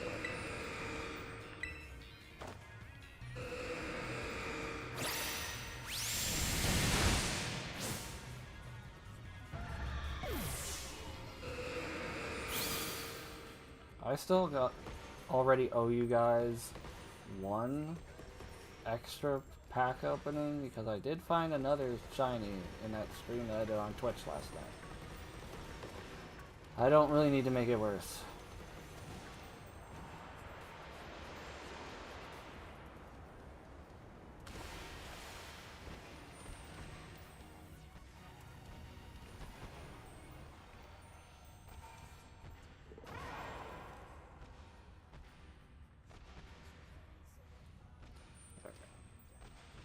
Let's do a quick hop into the...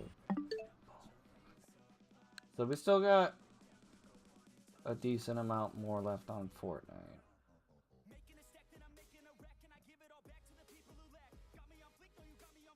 We'll go back into Scarlet. We'll figure out things to do. Like I'm not complaining. I'd love to play. I'd love this to just be a Pokemon Scarlet stream the rest of the entire day. But like, you guys didn't come here just to watch me play Pokemon. You guys watched me play Pokemon on Twitch last night. You guys watched the Pokemon, the VOD of the previous Pokemon stream yesterday. Like, it's not at 60 frames a second. It's not at 1080p. But you guys wanted to watch me play Pokemon. There's a whole playlist of me playing Pokemon. You guys came for the new stuff. Stuff that I thought I was out of the range of that. I don't care, it's not very effective.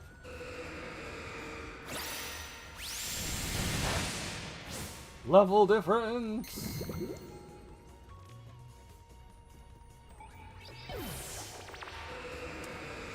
I thought it did the toxic debris even though it fainted. It was trying to be like that last little FU before it died, but it didn't do anything. So, that's fine. We should probably...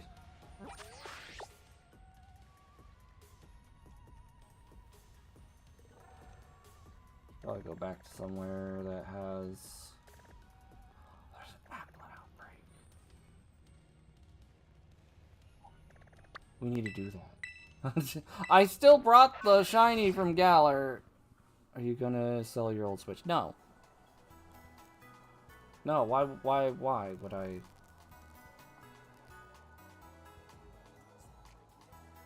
I still have my DSi XL. Even though I had gotten a Switch.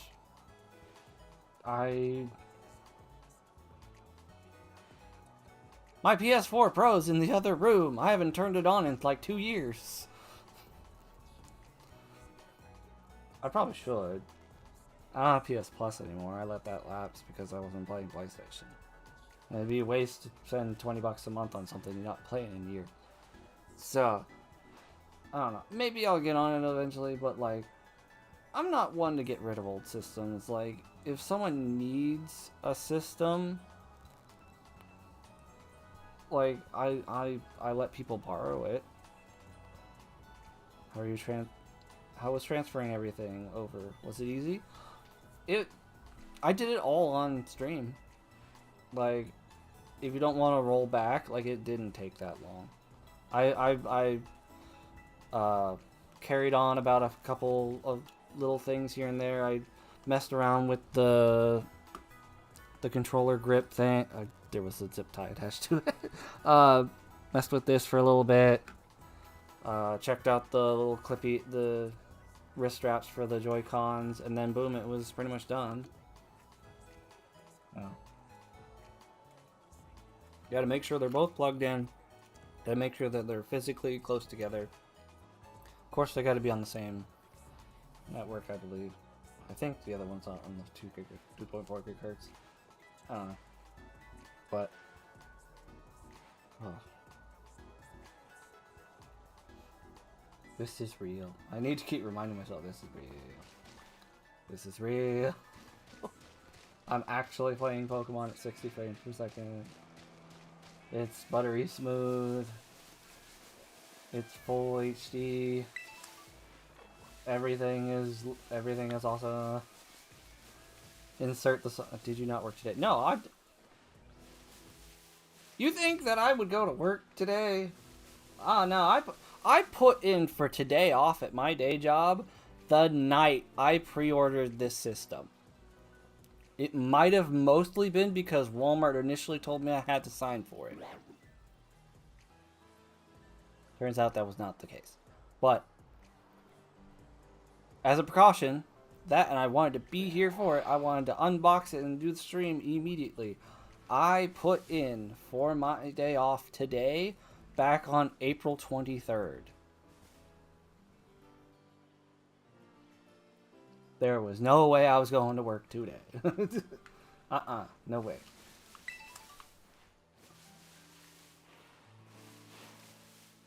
Happens. I mean, if I do find a shiny one here, it's gonna completely undermine the fact that I did it with a regular one for the Pokedex entry in a previous stream for that.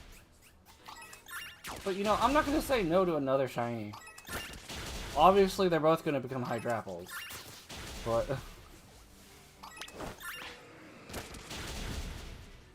because ever since Diplin and Hydrapple became a thing, the other two evolutions of Applin are just they're mid. They might be good in battle, but they do not impress me the way that Hydrapple does. Diplin's like, oh, that's neat, that's funny, haha, I get it, Candy Apple.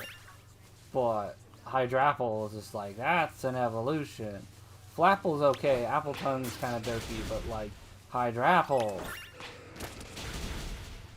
And it's a that one's a 3-stage evolution, so I'm about that.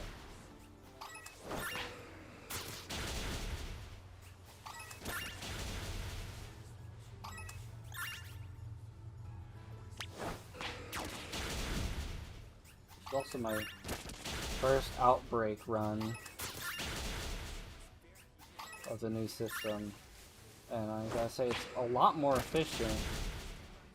Rayquaza seems to know which one to go for next. How is your auto battle so fast? It's because it's happening at least twice as fast as the Switch 1 version.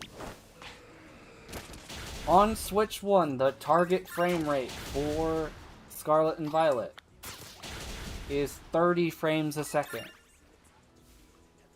So literally everything you're watching is doing just as many frames in half the time. Looks like your Pokemon's Minecraft.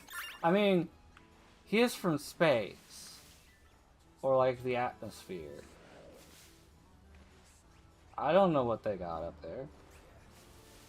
If they got crack, he probably did it. The guy swallowed a meteorite chunk and then became a demigod. Like, I'm not gonna question what Rayquaza does. Which, I'm hoping that there's a way to get Mega Rayquaza in Legends EA and I can move my shiny Rayquaza into it. If not this one, my other one that I got from the event raid that for the shiny one.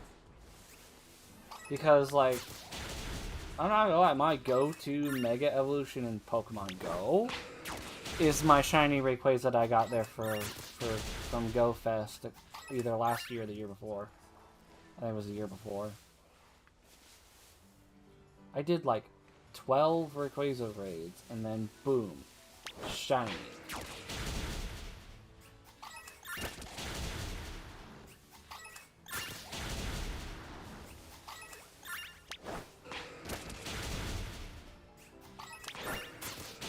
And then I did like 10 more after that because like I was not gonna say no. And the thing gave you 2 meteorites for the event for Go Fest. So I did one on like my best IV'd Rayquaza in Pokemon Go, and I've Mega Evolved that like one time. I've Mega Evolved my shiny one so many times. It's like I have the option for a better stat one, yeah, but like, you know, everyone knows half of the point of doing Pokemon Go raids is to show off your shinies to everyone else in the raid. Like, if it puts it in the recommended party, even though it doesn't really necessarily have a type advantage, I still keep it in the party just because everyone was like, who brought the shiny Mega Rayquaza to the raid? I did. That was me. Are you impressed? Because I'm impressed, and I'm the one that has it.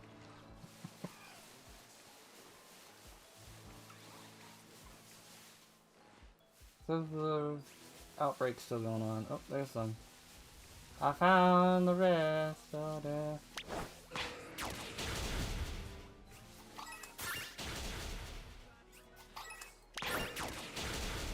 I'm gonna have so much apple juice from this.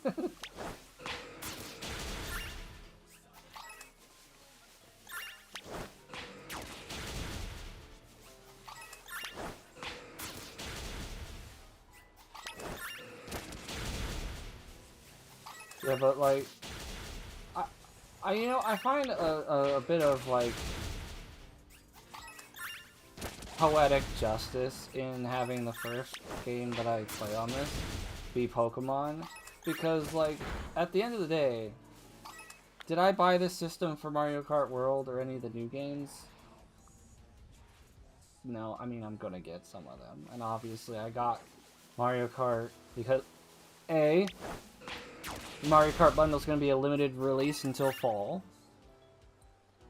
So I jumped on the opportunity to get it for $50 instead of $80 because I do like me some Mario Kart, but not enough to pay $80 for it.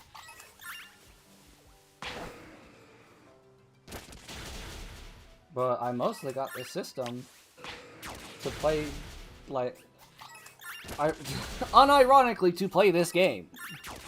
For the first and foremost, and then of course Legends EA and all that. Like, my Nintendo system is first and foremost my Pokemon playing machine. And then of course Mario Kart is a nice addition, but most other games, except for maybe now Fortnite, I play on my PC. I am a PC gamer that loves Nintendo and loves Pokemon. Like, not loves Nintendo, but like loves Pokemon. Tiger Rayquaza has a hard to get back in the old games. Yeah. But you just did the post game for Omega Ruby and Alpha Sapphire for it. And then of course you get Deoxys and stuff like that for doing that,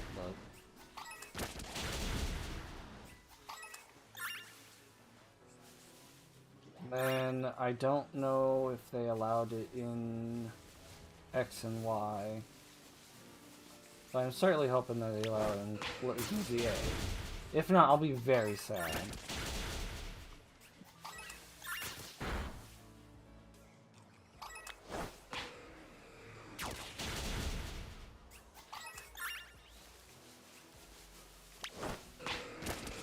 But I hope we get more megas, but I can see if they don't do that.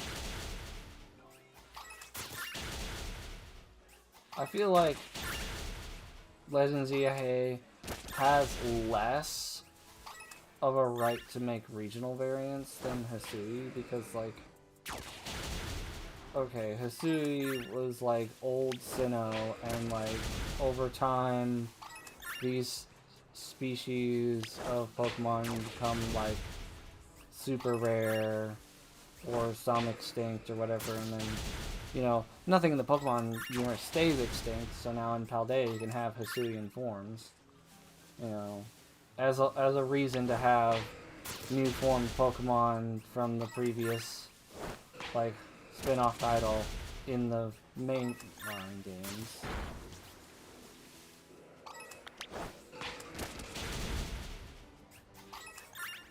Now, of course, like, other than the Hisuian starters forms, none of the other Hisuian forms, like, are, like, something that I desperately needed in my Scarlet or Violet game. The Blood Moon Ursaluna, hands down, is one of the coolest, like, variations of a variation that they've done. Because I know Ursaluna's not a very, like a Hisuian form, it's a Hisuian evolution. So kind of like Cleavor and stuff. It's not a different version of a previously established Pokemon like Braviary or Little or the starters. But then they gave it a regional variant and like a one-off. Like, technically that would, like, lore-wise categorize it in the mythical or legendary, more likely legendary Pokemon status. But because it doesn't meet the stats and other requirements, it's not officially legendary. It's just, like, lore-wise, it's a legend. It was a legend of that forest, and then found out that legend was true, and we have that Pokemon. It's our ground type on our team. Ursaluna, not bad. Not a bad Pokemon. Like, I don't have anything against it, but like, it was just kind of meh for me. Didn't hit, but the Blood Moon form absolutely hits. And like, there was no way Iron Treads was gonna stay on my team after that. But we cleared out the Outbreak, no shiny Applin that I could see. If you guys saw one and I missed it, I'm gonna be very upset with myself. But you know, let's try another raid. We'll do this one, and we'll just fly here.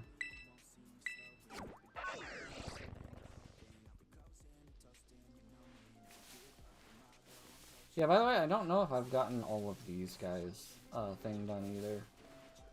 Something that was kind of like didn't keep track of.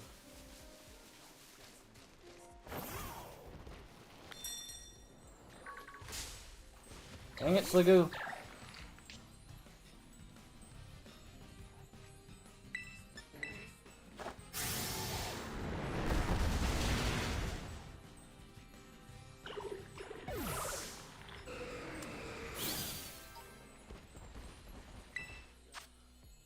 Okay, 3-star cup.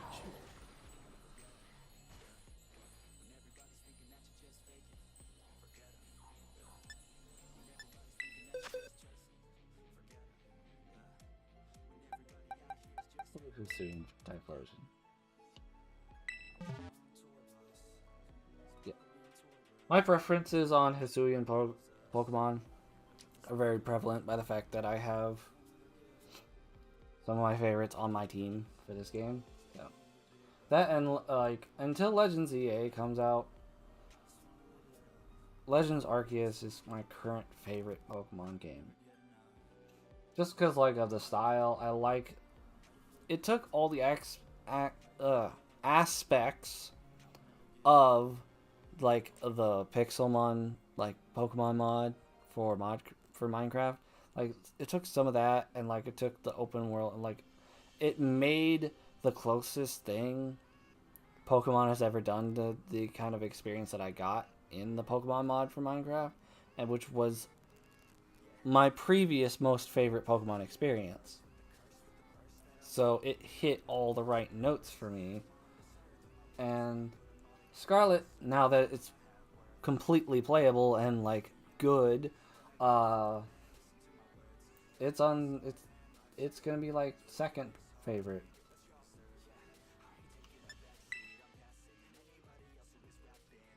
I just realized it's flying type. I could have done Ampharos.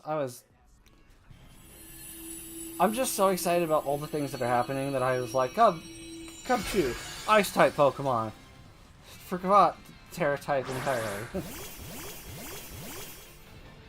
I berate people that I do random that I pick up for randos at raids for doing this. Then I do it. It's fine though. It's a 3-star, so no matter what I hit this, it's gonna hit hard. Mostly Oko.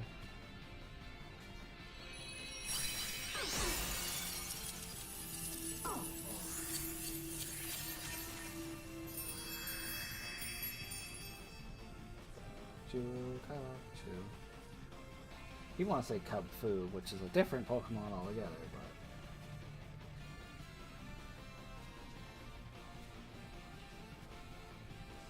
you're not gonna catch it.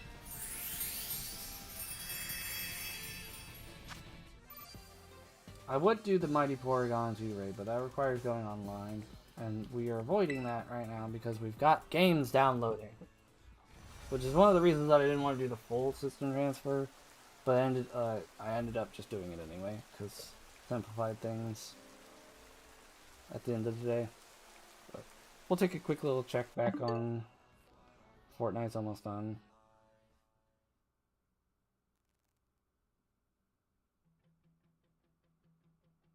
That's good. I know it'll notify us when it's done, but I like checking on it.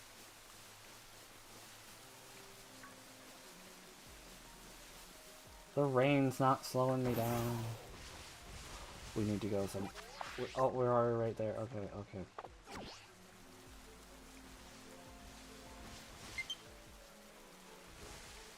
Fortnite's starting. Mario Kart's doing it. Okay.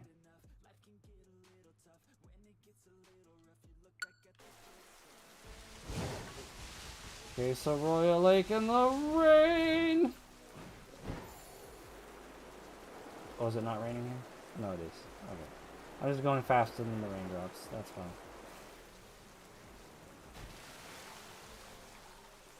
Oh. Tiny little lag stutter. Got our first little...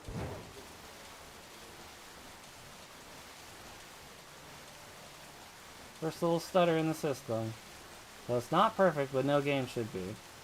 Like, we don't have that good of technology.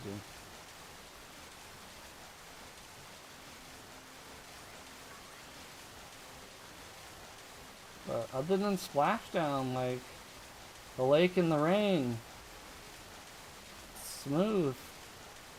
Like, not worried about stutters, frame droppage, nothing. Alright, up, out.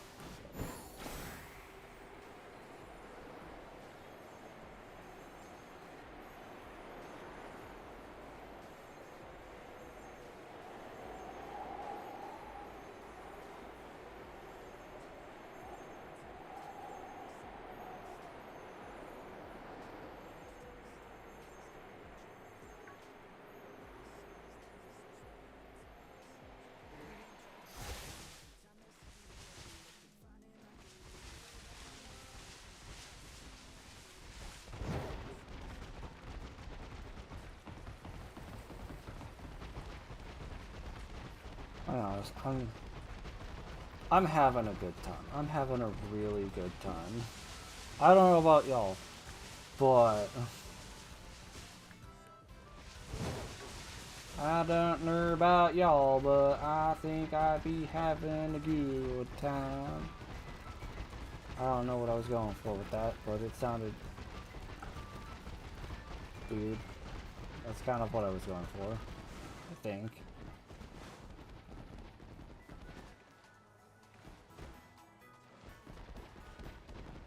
Oh, I know what town I should go to.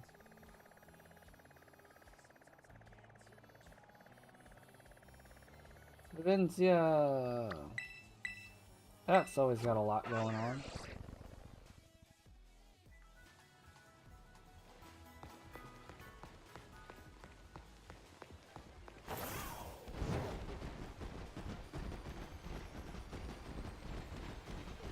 Oh, this is... just casually walking.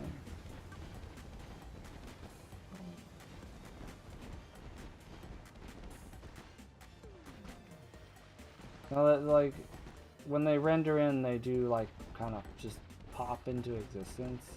But it's not like a slow fade into, like, turning ghostly and then disappearing and having only, like, 5 frames a second. Yeah, wrong button. I didn't mean to... Panic press buttons are...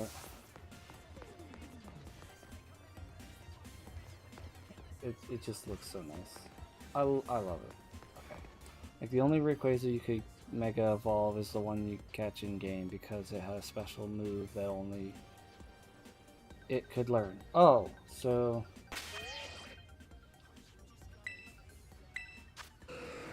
You mean this one right here at the top of my moveset?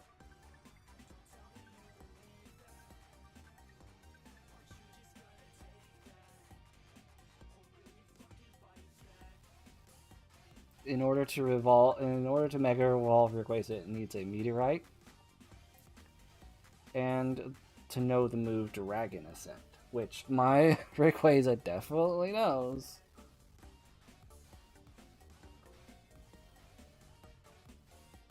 It is a flying type move with the word dragon in it. Go figure that one. But yeah, same requirements were required in Pokemon Go. But I believe in Pokemon Go, giving it the Meteorite gave it the move Dragon Ascent. So it was kind of a 2-for-1 requirements met. I don't remember, what did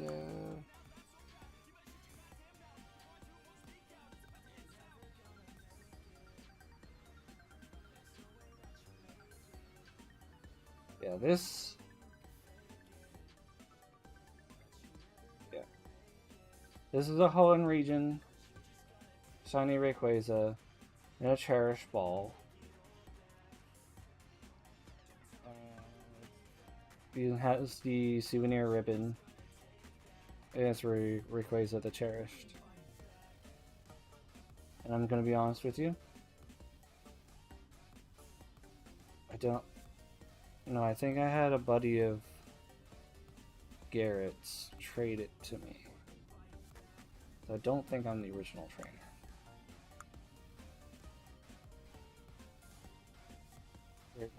Yeah. Okay, so I don't think the person I got it from was the original trainer either. Yeah. It's a special event one. And of course, I do also have in my boxes the event one for this game that I caught in the raid event. So I haven't done anything with this one. Caught it in an electric ball because of course I did. Check summary. Obviously, I'm the original trainer for this one.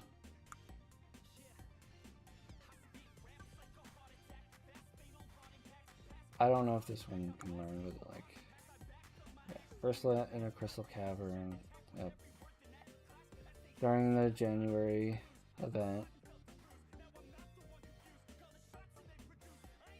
I haven't done anything with this one because I already had the one, my cherished one. But I wasn't gonna say no to another shiny Rayquaza. No, it's shiny though. It's shiny. Both Rayquazas in my game are shiny. Oh, I think I gave you one too. Oh, I didn't read the one before. Hold on. Yes. You gave me Emerald, the not shiny Rayquaza from Pokemon Emerald. Yes. I think it has Pokerus on it too.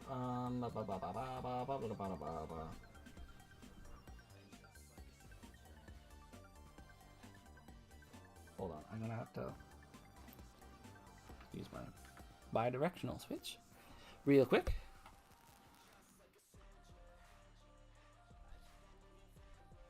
And if I move this to display there. I had this pulled up for the stream last night. Let's take it back. Take it back. Pokemon. I think it's right here. Yep, Emerald the Rayquaza, level 100.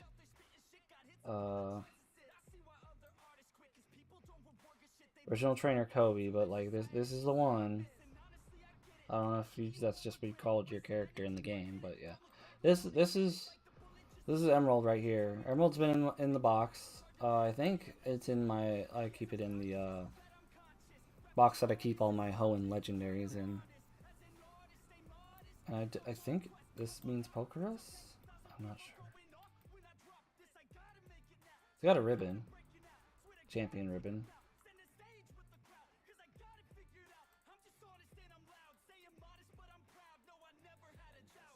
Yeah, if I... The only way I can confirm right now is if I go to search, go to detailed settings, go to Pokerus. Oh, there's multiple kinds. Oh, yeah, but that does confirm that it is Pokerus. Yeah.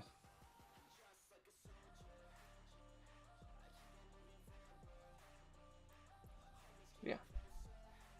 Have to go back to the bi-directional switch. Should. Okay. Alright. Yeah. I read them in the wrong order at first, so yeah. The one you gave me, not shiny. The one Emerald came from Emerald, and it's was copied like 10 times.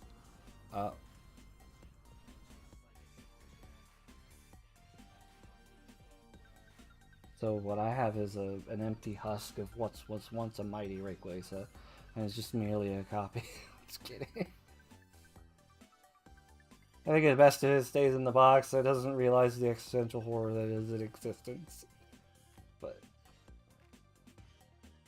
But I got that, and of course, I went to my party, and then I've got this, which... Okay, so I decided that my fighting type on my team, originally, well, not originally, but like, somewhat originally, was going to be my Zamazenta that I got from my Pokemon Shield save. And for the longest time, that was my fighting type on my team.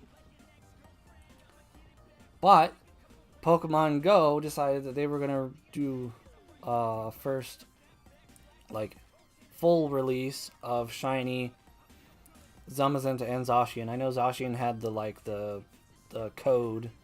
Someone copied it. I didn't. Okay.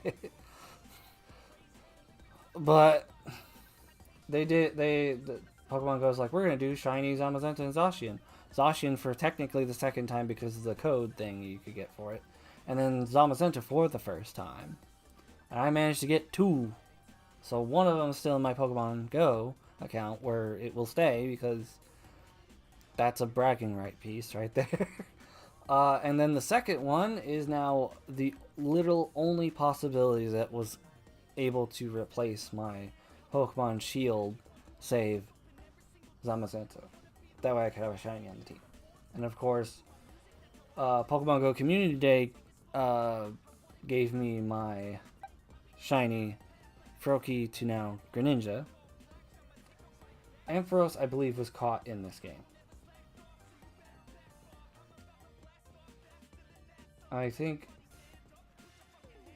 that Pokemon Emerald was getting sharked badly.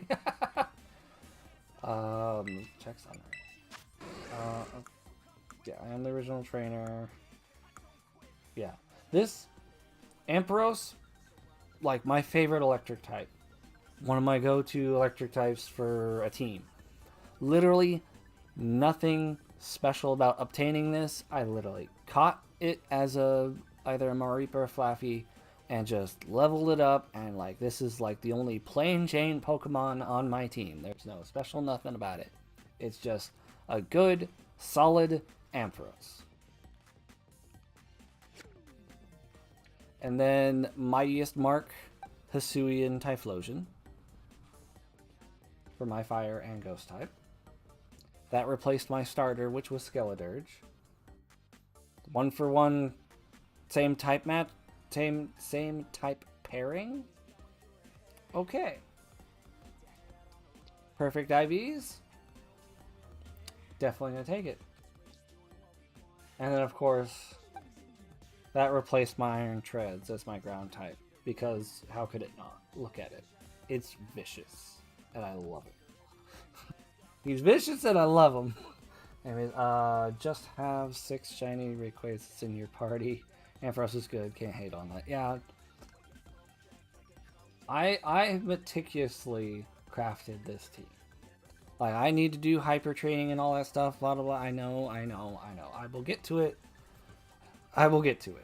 But for the most part, as far as a playthrough team and a DLC playthrough team and like a casual battling team, good type spread. I don't think there's any overlap.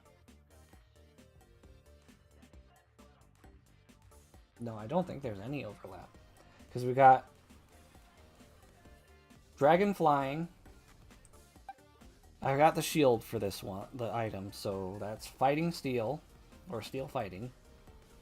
Water Dark, Pure Electric, Fire Ghost, and Normal Ground.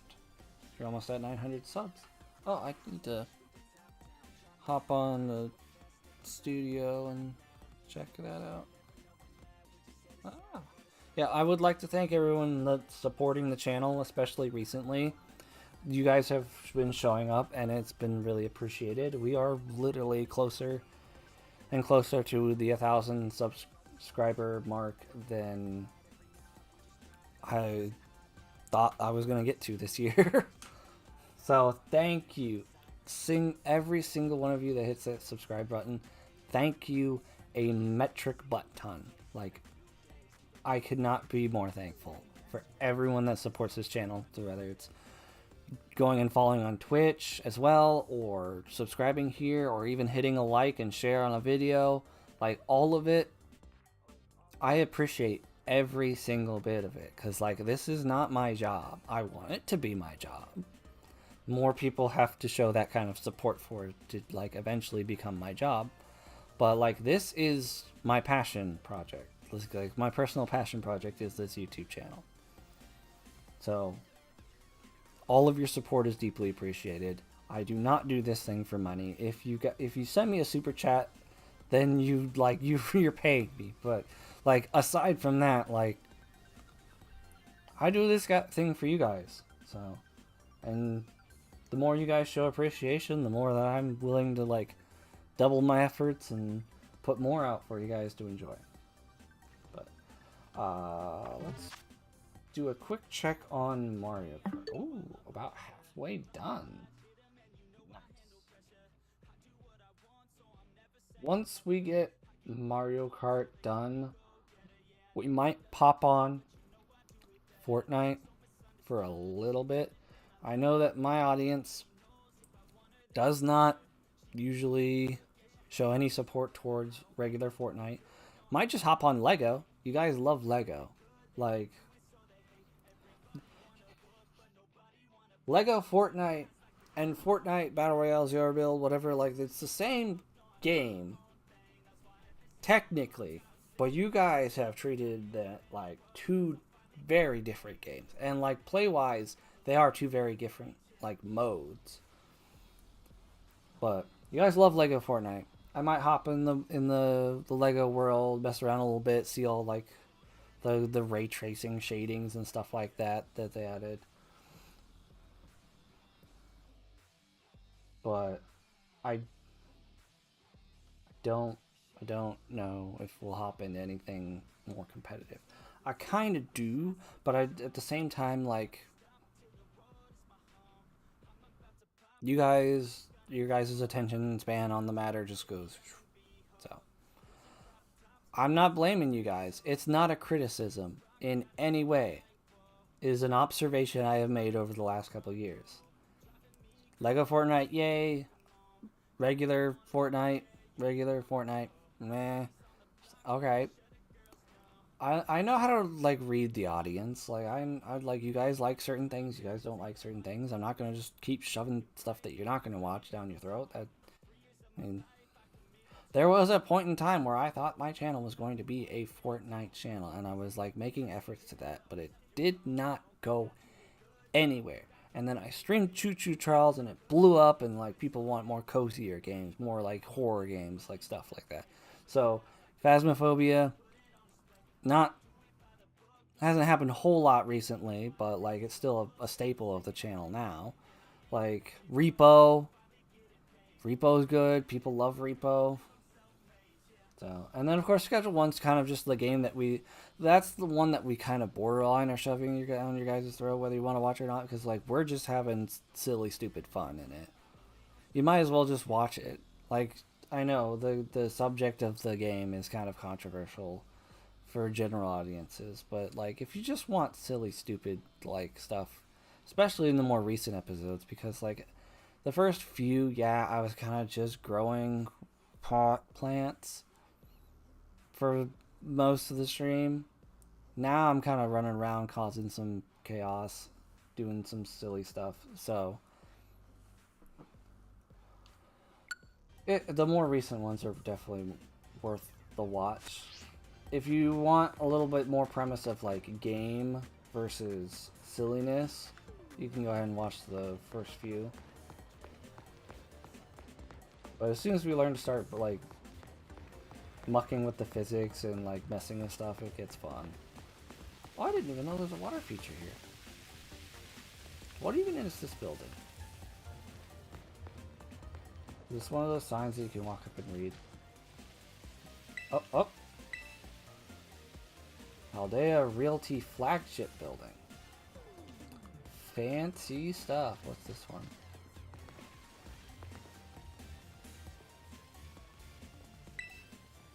Oh, it's Realty Building 2. Okay. So is the one over here number 3 and 4? Or is that... Does it just own the whole strip here, was the Realty? This stuff I never even bothered to look at.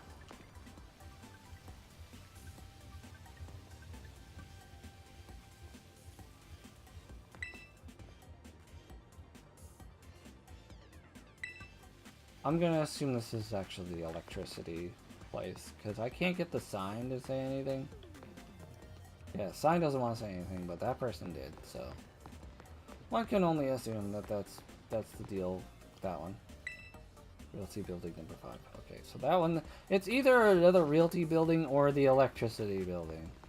Being that it has a much shorter word on it, I'm going to say that that might be the one building that's not realty, and might just be the electricity. Yeah, that was number 2.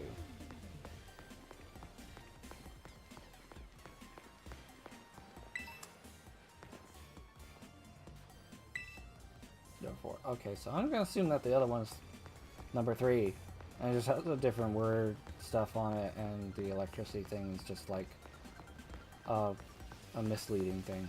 I don't know. I gotta say the billboards are looking nice too.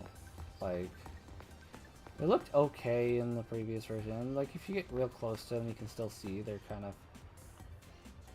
pixely, kind of blurry.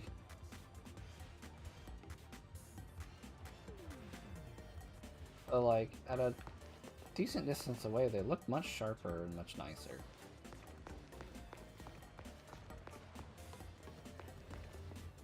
I know most of the game is not meant to be like looked at like right up against it. It's all supposed to be scenery, it's supposed to be backdrop, it's supposed to be like things that you're not looking directly at. That's why the floor looks a lot better than the walls. Pack more detail on the floor, they touch the floor. They don't touch the walls. Leave those alone. Game development's fun. I don't have any personal experience with it, just like the topic of it is just a fun topic.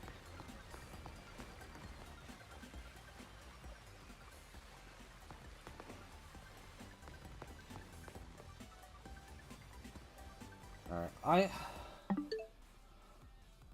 I could keep playing, but like most of the stuff that I want to do is boring. I'm running out of things to do, so I'm really hoping Mario Kart finishes up real quick. So.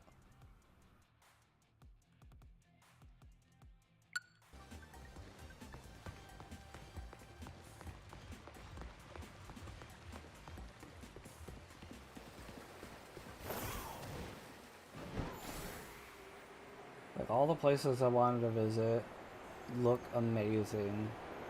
We only had one tiny little lag stutter on diving at the point of entry, diving into the lake while it's raining.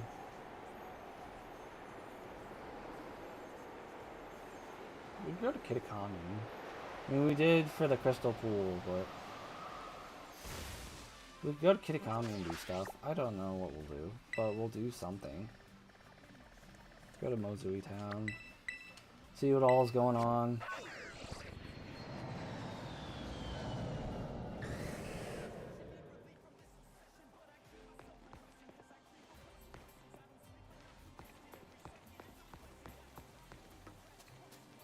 Look at all the Pokemon in the like fields here.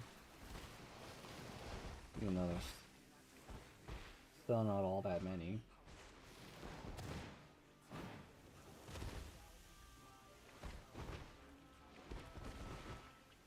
Oh, there's a watery area in this game.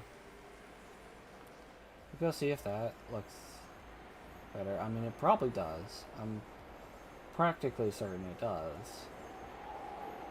But we won't know until we actually see it.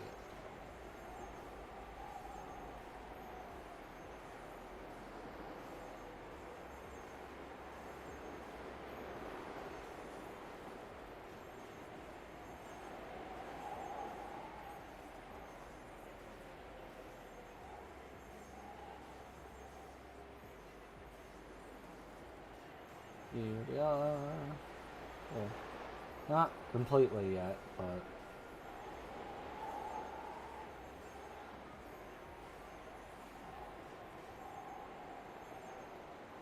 I probably should do some blueberry quests, but that would require exposing us to areas that... Well, we're getting washed down a waterfall now. Do not expect that to be the case. But you can applaud the physics engine for that one,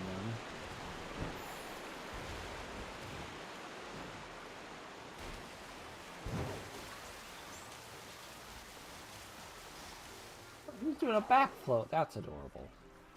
Little Poliwhirl doing a back float.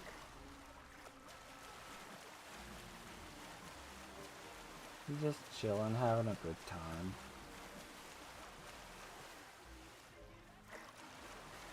Probably like, existence isn't pain anymore. I can relax now.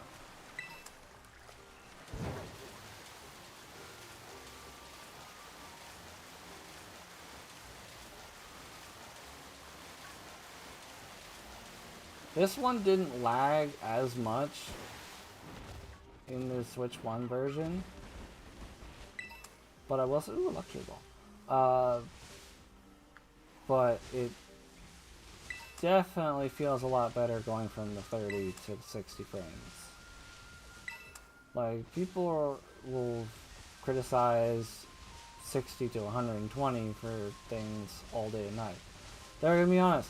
Sometimes I just can't tell from 60 and 120. Anything above 60, you really gotta focus, for me. I know, like, it's different for different people, and they've done studies. Like, some people can just, boom, notice the difference just like that. I have a 120 hertz iPad and an iPhone, and, like, it feels a little snappier. The animations feel a little bit tighter, but, like, I don't generally notice a difference between picking up my old iPhone 11 for a third screen or an extra screen and doing stuff with that, and I don't really notice the difference. So I love high refresh rates. Like, I'm all for the frames win games. Like, I do like playing Call of Duty Mobile on my iPad because of, like, its extra power and stuff. Not denying it, not in the slightest. But it's like, as far as like game-changing experience, like it night and day difference from like playing one or the other, 30 to 60 is a lot more drastic than 60 to 120.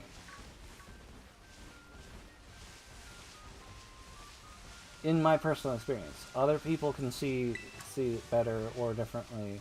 Some people can't tell frame rate like at all. So I can at least tell the difference between 30 and 60. I can still appreciate and tell the difference. One of the Stantlers had went from like all the way down to like snapping media up when I was flying overhead. The one right over here. Yeah,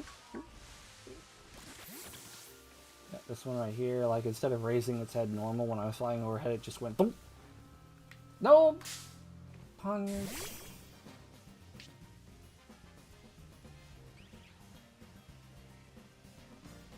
So that's the second hiccup of the game.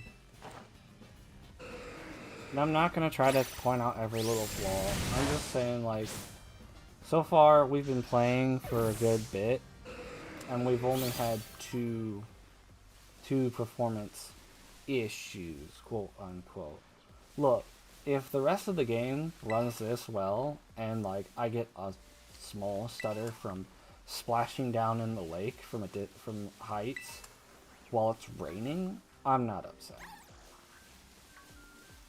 If I'm flying overhead in a forest and one of the Stantlers like doesn't do the animation from head down to head up and it just springs up with like no visual motion, just literally no animation, just down up, then it's like still not bad. I am very satisfied with my experience with this game on this new system. And I am very happy that I got this system for a game I already own and played. But I was gonna say earlier, like I bought this system for the games that I already have, for first and foremost, and of course I do plan on getting new games in the future. Do you got like doing more new Pokemon games, Gen 10 game that comes out whenever, like, yeah. But for right now, like most people are like, don't get a game, don't get a system at launch because of the games. And it's like, I want it for the games I already have, and I already have plenty of them. But I only play like 4 of them, so I'm not, I'm not the audience you're trying to convince here. Like I will get the new system for the games I already own to enjoy them better, and then get new games.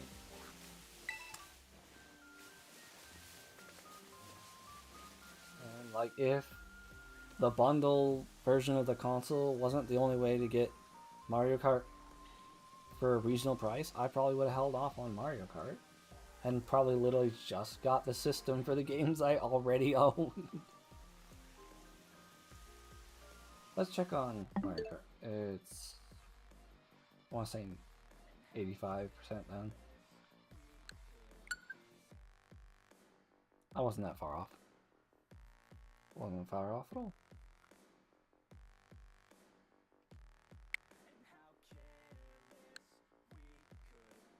Okay, so what I'm gonna do now is go back to the controllers, change the grip order, set the Pro controller down, pick the Joy-Cons up.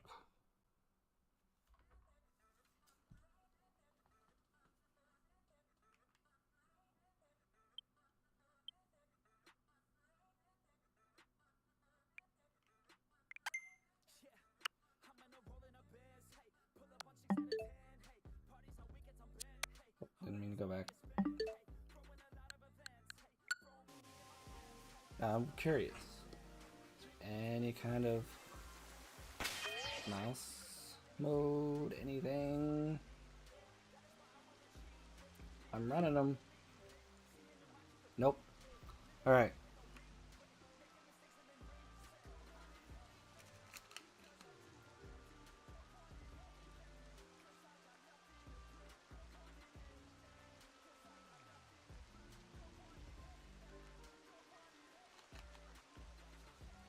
I'd been talking for too long without taking a drink, and I was just on the verge of absolute coughing. But, alright, so that right there is proof that we do not get mouse mode for Pokemon. Which is fine, it's not a game that I want. Well, it's not a game that I need mouse mode on for any reason. Obviously, every single game I want mouse mode for because, you know, PC gamer, rather than that. But, right. So, because we've switched over to the Joy-Cons, then we will put them in the grip and use them as a controller.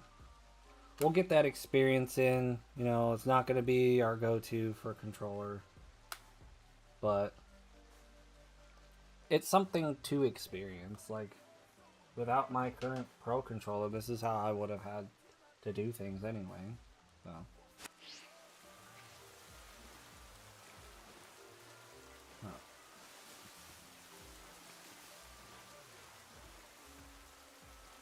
You know, I'm not exactly sure how I feel about the new Joy-Con joysticks.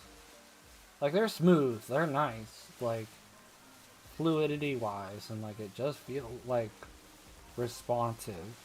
It's just, I just went from the old Pro controller to this, so, like, it's still, like, kind of nubby in comparison to an actual full-on stick. Their Stealth Shower, they're bigger, and, like, they're improved, and they're way, way better for games than the Joy-Con 1 ever was. But I don't know if it's something I would play a shooter with. That's something the Pro controller might still be better for. Unless mouse mode's involved. And I know Fortnite has not yet enabled the mouse mode. So, No mouse mode for Fortnite today. But I definitely will try it when it comes out. I think it's supposed to come out on the 7th, so we'll have to wait a couple days before that. Like I said, probably not going to do content on it, even though, you know, Switch 2 stuff. You guys have made it loud and clear. Don't play Fortnite Battle Royale stuff on the channel. Okay. Noted.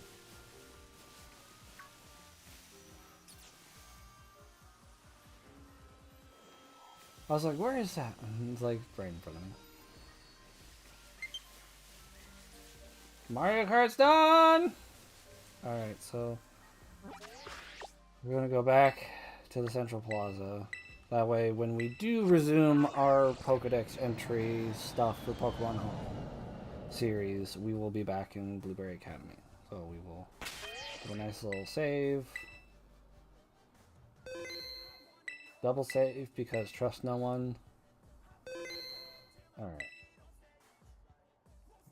Home.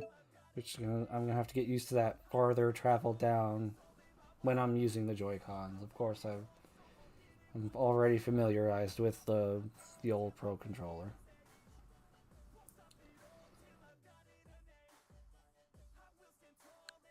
It's downloading Pokemon Home right now.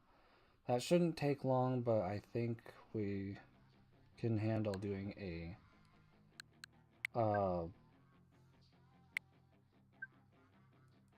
online game for the moment. Now, because my Nintendo account is linked to my Fortnite account, I shouldn't have to log in.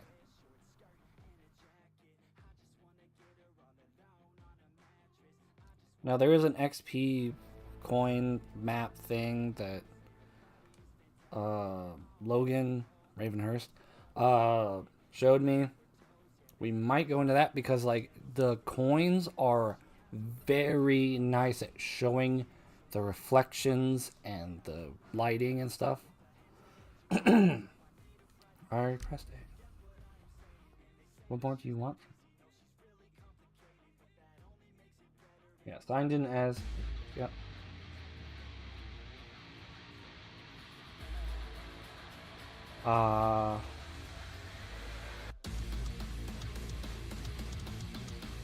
Hold on.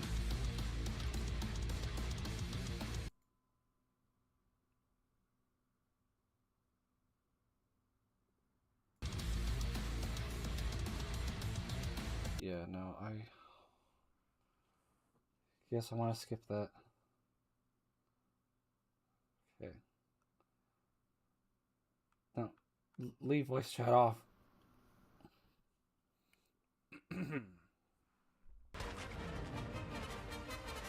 Yeah, as much as I'd like to get that copyright strike going for the Star Wars music, I already have to deal with the crap that dealing with on this. I am going to go to settings. And go turn the freaking music volume down. Like, a lot. 25 is fine, and we'll bring that down to 75. Fly back. Okay.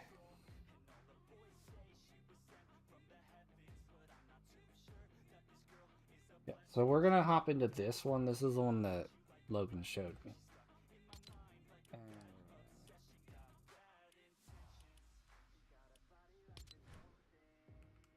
Private. And we'll just load in. It already looks really nice in the main screen. Matchmaking error.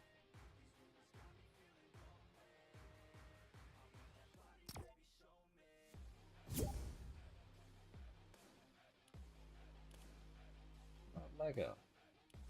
Can I play Lego?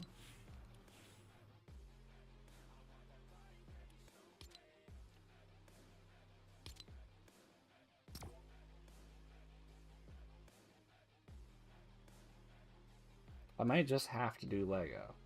Hello there, welcome to the stream. Okay, let me play Lego. Which is what you guys usually like anyway. So, we'll do some Lego. Take a look around, look at all the nice, like, pretty shadings and ray tracing and whatnot. I won't be on Fortnite for too long. Because Mario Kart's done downloading. So we can check out Mario Kart. We're going to go into open world and we are just going to explore. We're going to check out all the things. All the things.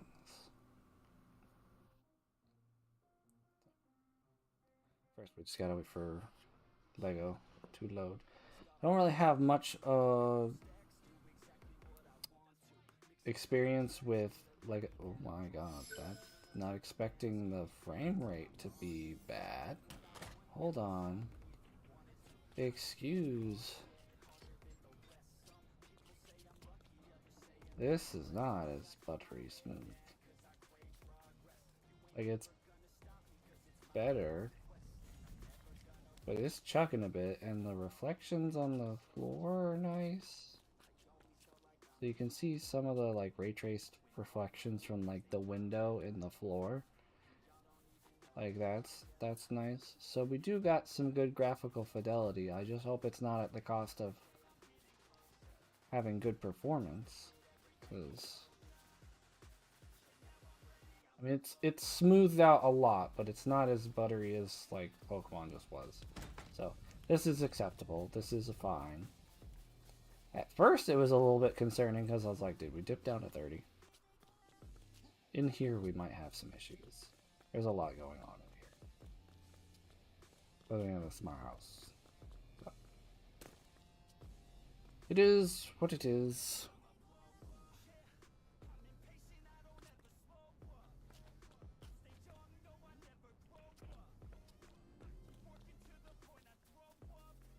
Here's a test.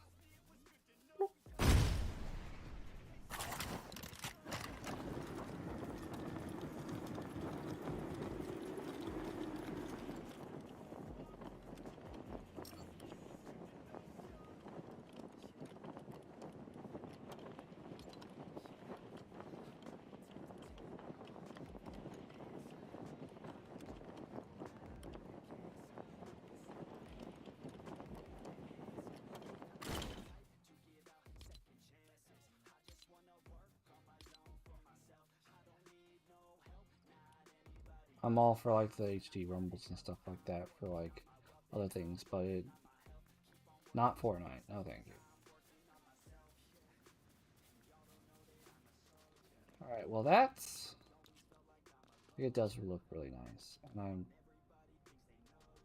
I'm glad that it looks a lot better than like what Switch 1 got, which was ooh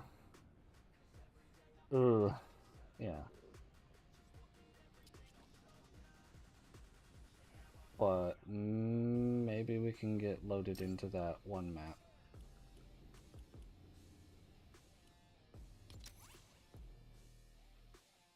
I don't know what the matchmaking error was, and I don't know if it's going to persist. Switch 2 version of Fortnite is the newest version, so I'm not going to, like, judge it too hard.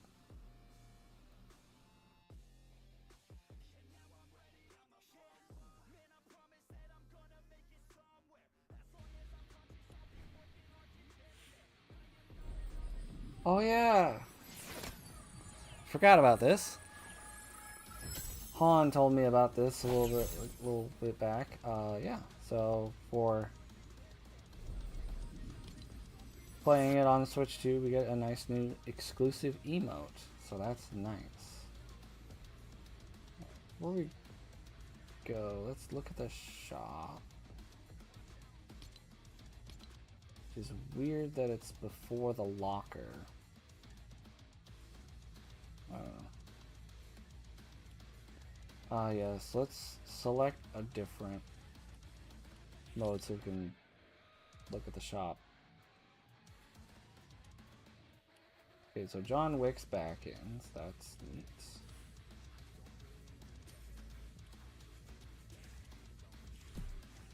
Of course, we already have all the Star Wars stuff.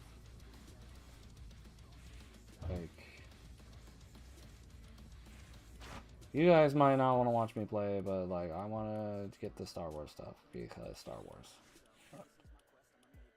Oh, cool.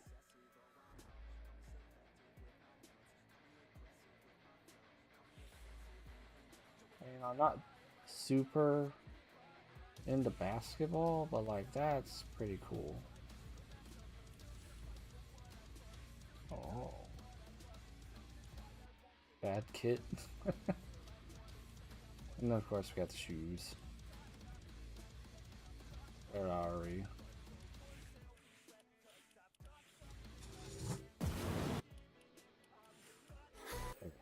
There's. That's that. We came, we saw, we conquered. Oh wait, I forgot to do the other game mode. Never mind. I'll check it out later. You guys already got like the floor and the barn and Lego. It's time for Mario Kart.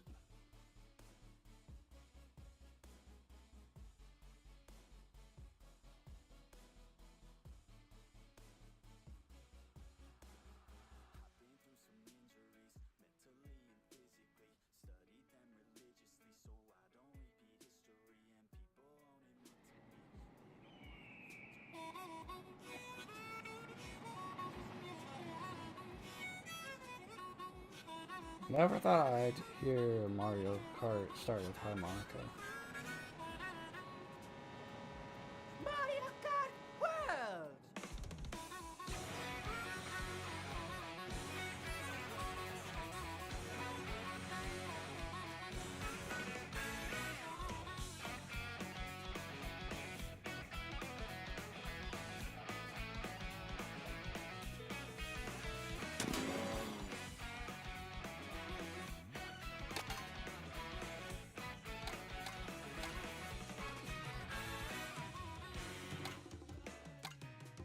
Where's free roam?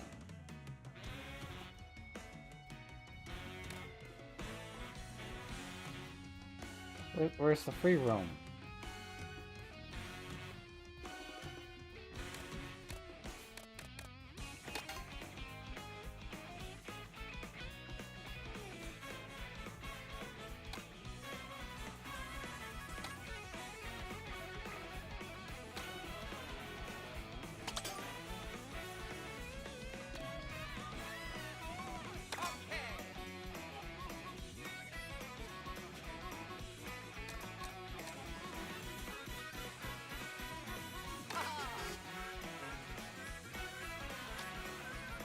There we go. What? Pokemon's done.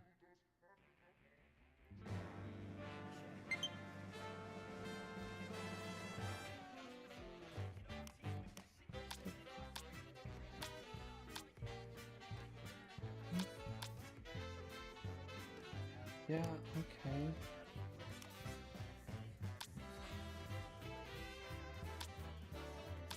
We'll do connected. 3 races. I'm just gonna play a race.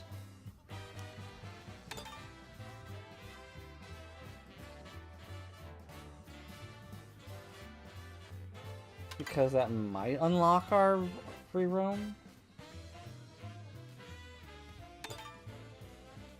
Yeah, okay. This is gonna be a whole thing.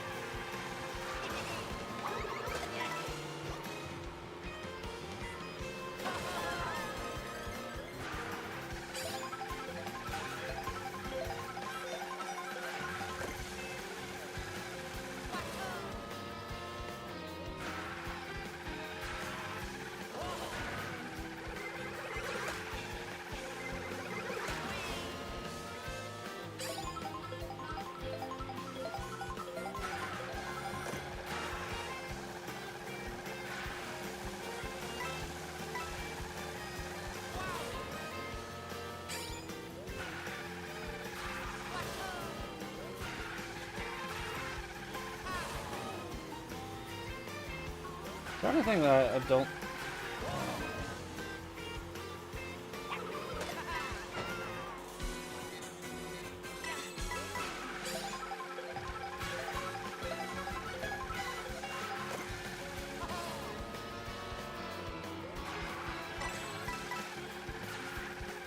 Obviously, I don't know the shortcuts yet.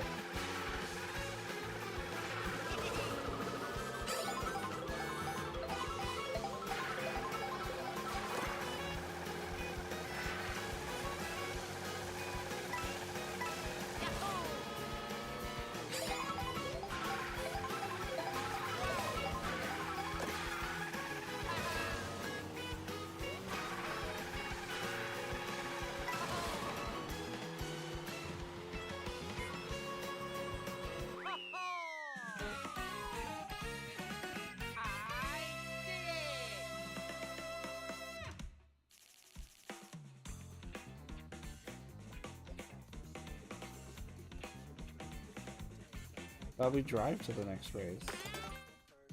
Or is that not in Grand Prix, that's in Versus? I think Crown City might be an okay way to go next.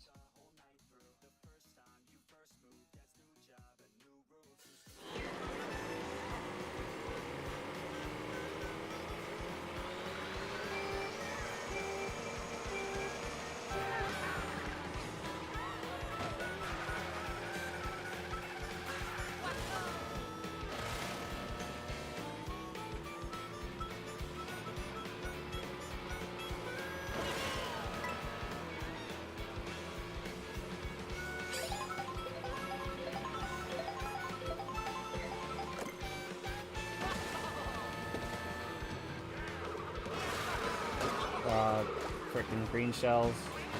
Oh, Yoshi, you bastard.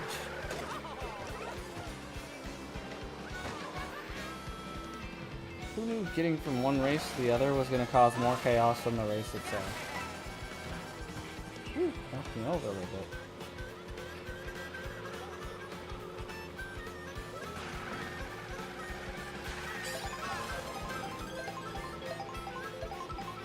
Ah, right in the face. At least I got a little bit of protection now.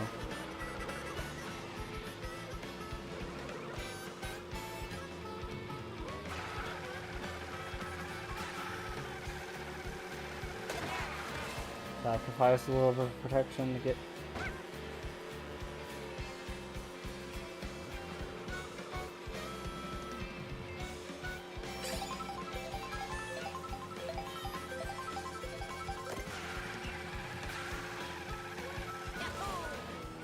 Go up that ramp, but the drift stuck in too much.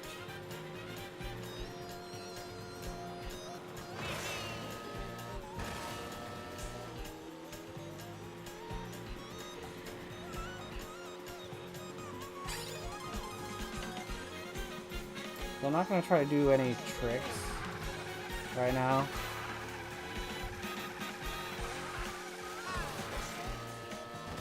Okay, never mind.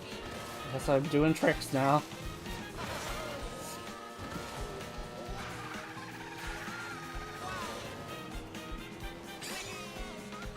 I mean, of course, doing the little jump off the ramp is not what I consider a trick.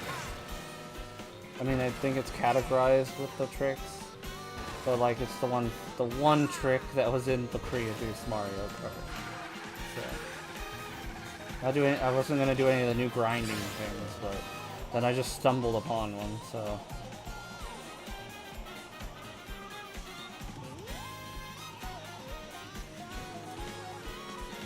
Yes! I did it!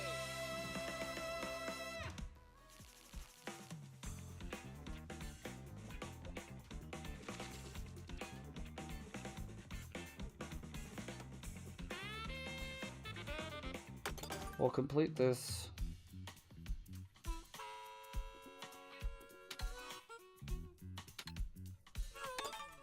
We'll complete the Grand Prix and see if we unlock our free roam. Because that was kind of the only thing I wanted to do. I didn't want to race just yet.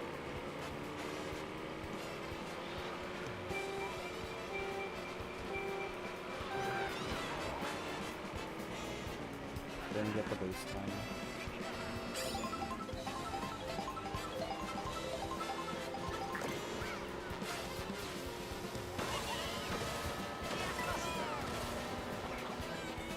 Tried to swoop up that extra boost.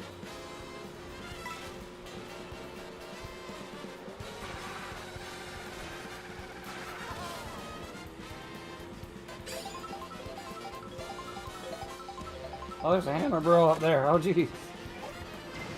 Oh, Bullet Bill. Well, at least Bullet Bill didn't. Oh. Time to wreck some people. Ah! Not expecting spike balls. I didn't get the thing. Didn't get the.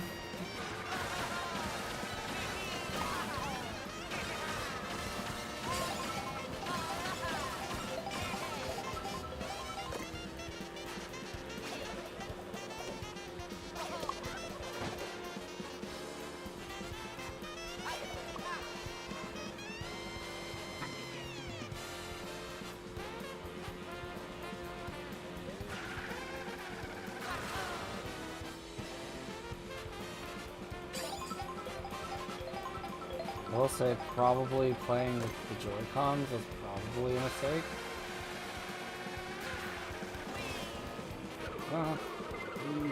Oh, you know what? You can have it. You can have first place. That's fine. That's no problem. Blue shell comes up. Yeah, man, you can have it.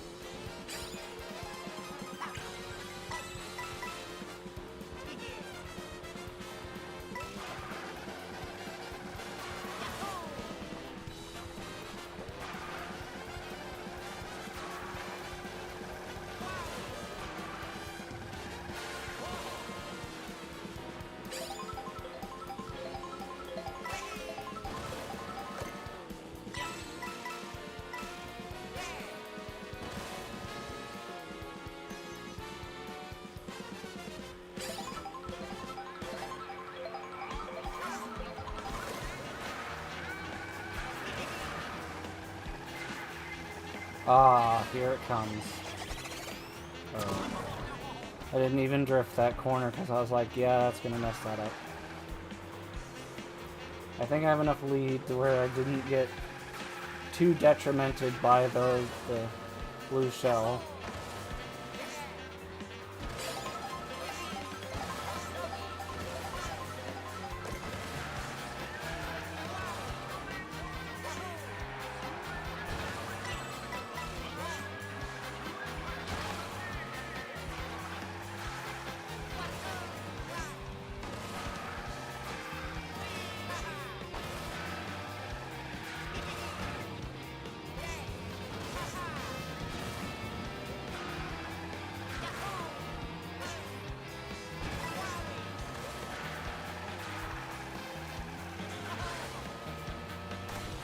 Of course, I'm not experiencing it in the 120 Hz on the mobile screen, but Mario Kart has not been one that I've been playing handheld. And then again, you guys wouldn't be able to see what I'm doing if I was handheld. So...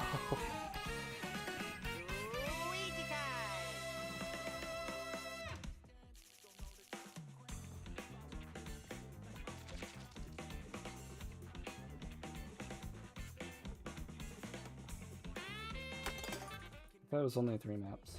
Okay, I won. Alright. Like, oh, no, you're right. It's only 3 maps, you win. Alright, good.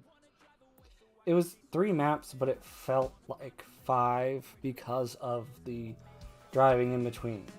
That was nice. Did I unlock?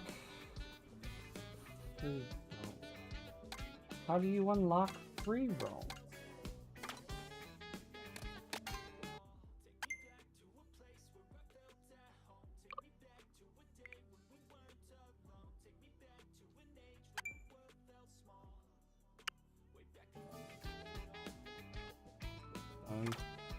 multiplayer either.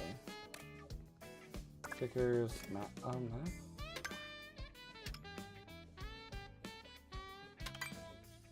Okay, it's just not a normal mode. Okay.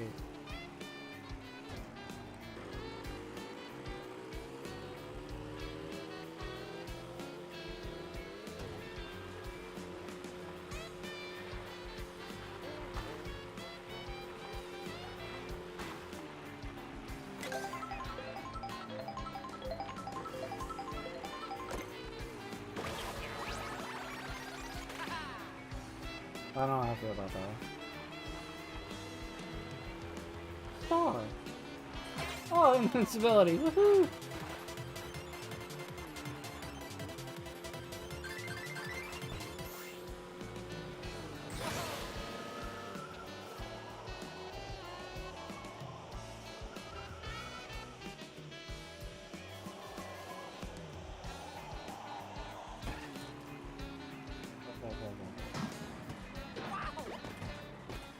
Oh, cool, there's a P switch. We're not doing that right now,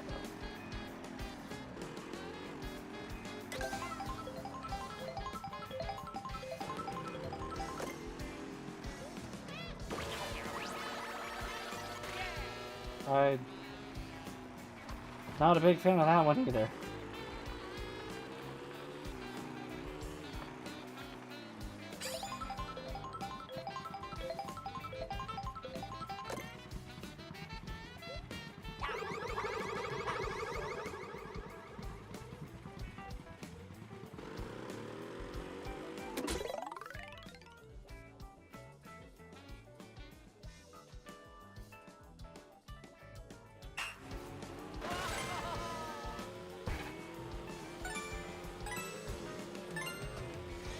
I didn't get... Yeah, alright.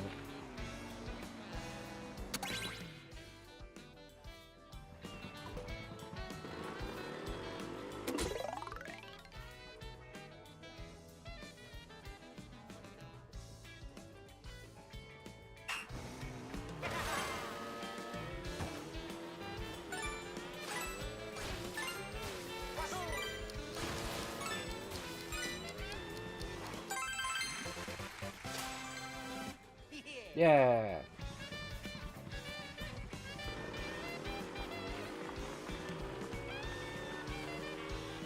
Oh, there's another P switch.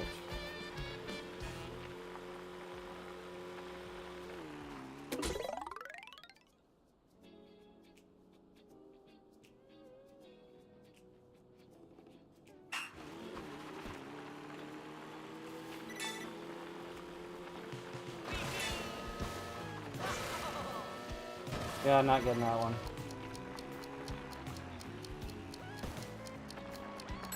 I'm not retrying that. We'll get back to that one another time when I know how to like do jumps and stuff more.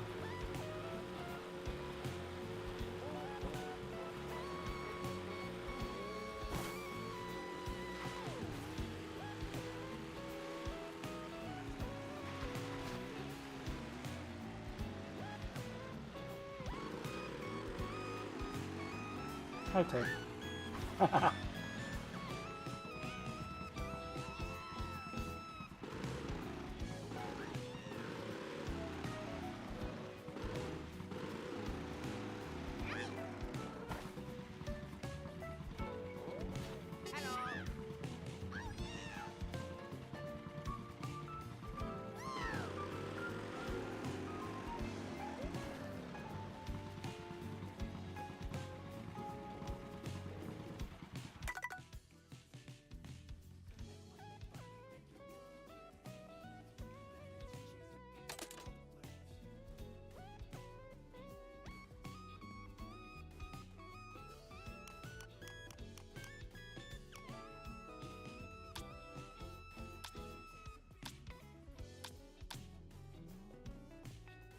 I don't know.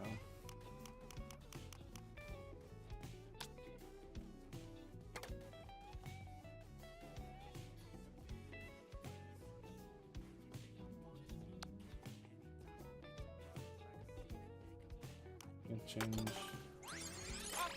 back to regular Luigi.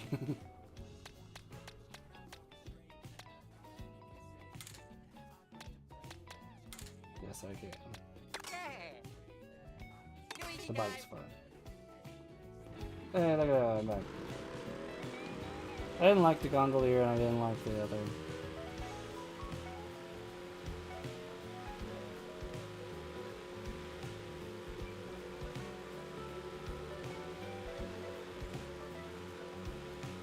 Another Yoshi's.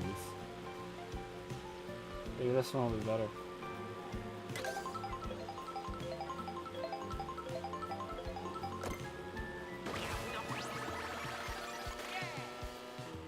Oasis. They look like Aladdin. Like literally his, not the same color, but like different, but the same general clothing. That one seems okay.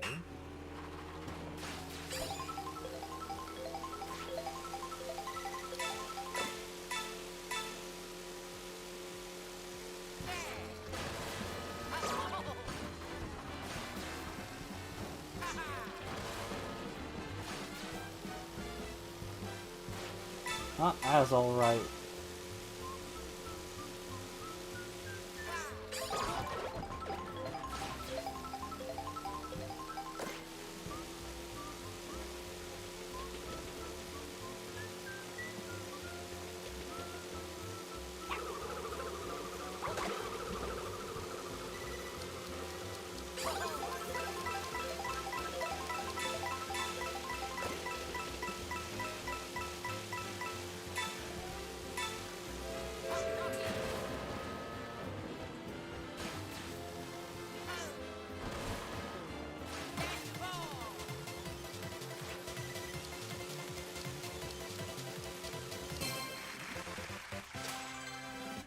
I did it.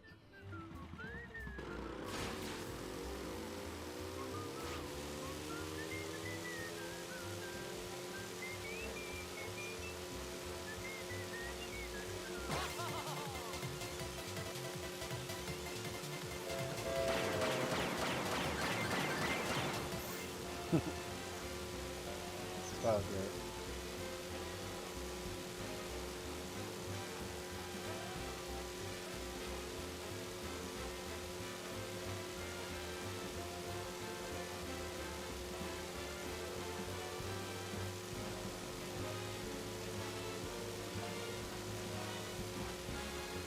Man, there's a lot of P switches. I don't know if I want to do all of them. I certainly don't want to do all of them.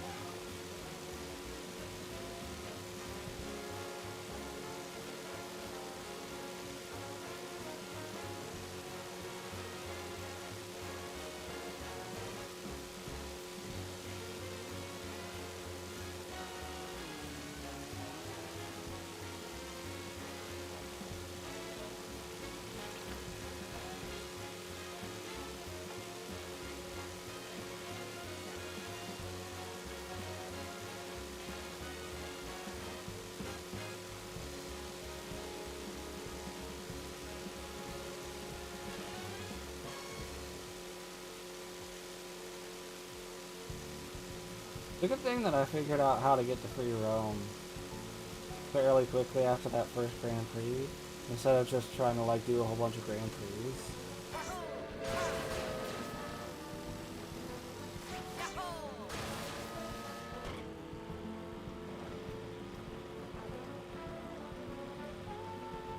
Try to get to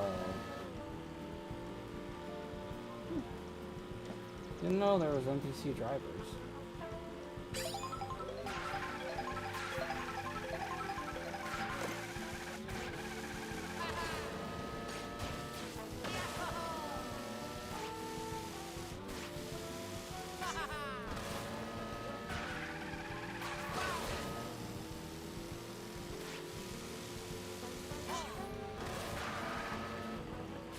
The P switch. There's even P switches on the frickin' tracks.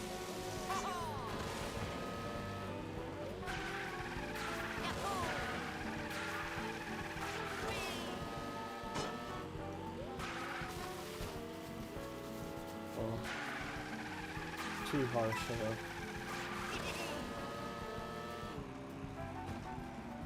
Ooh.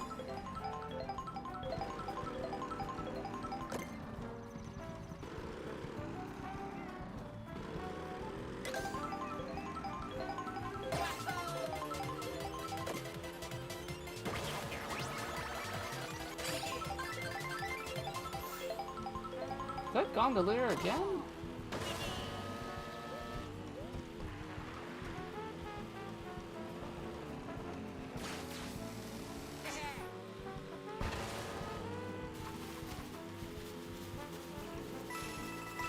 A warp pipe?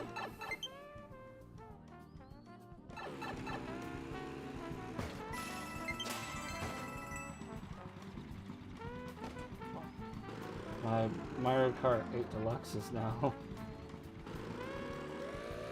finished.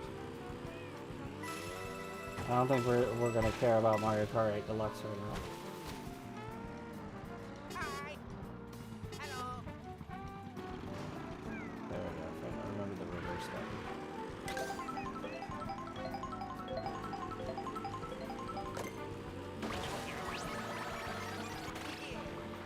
There's just these three outfits?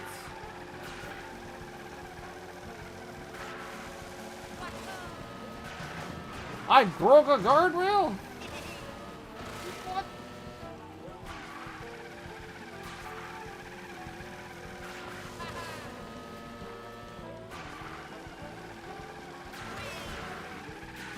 I broke another guardrail. Guardrails aren't safe. Guardrails aren't doing things. They're not doing what they're there for. The fuck? Oh, no, no, no, no, no. No, no, no, no, no. That will not save.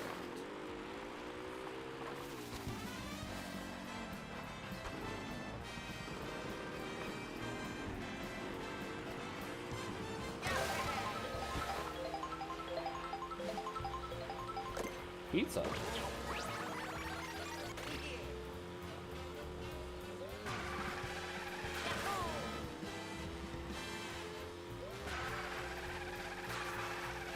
You know, if you're not gonna give me an outfit that I like, you might as well not give me the outfit.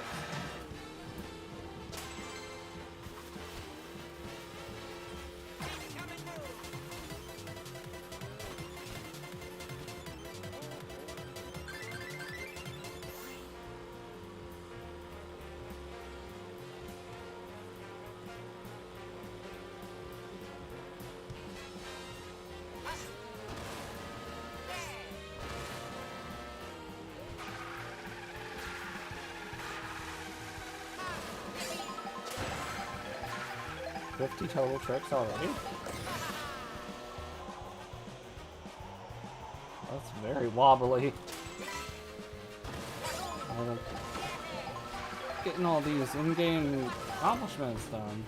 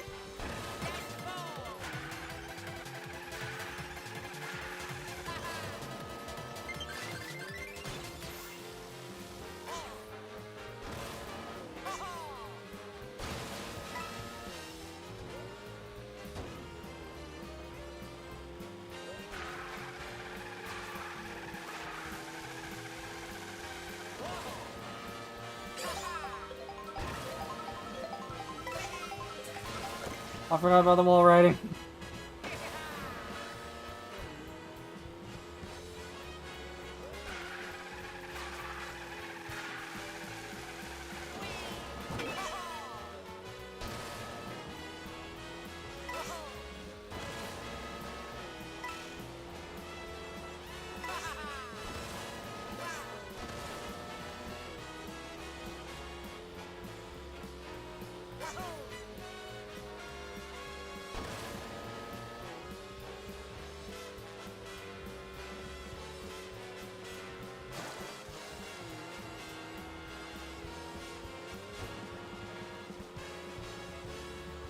we might check out the viewfinder things at some point.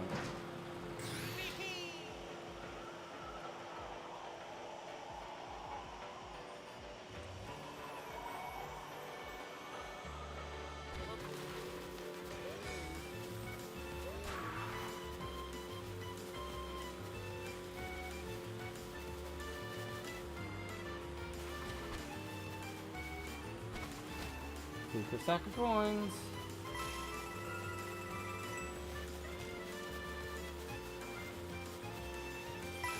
Smaller stack.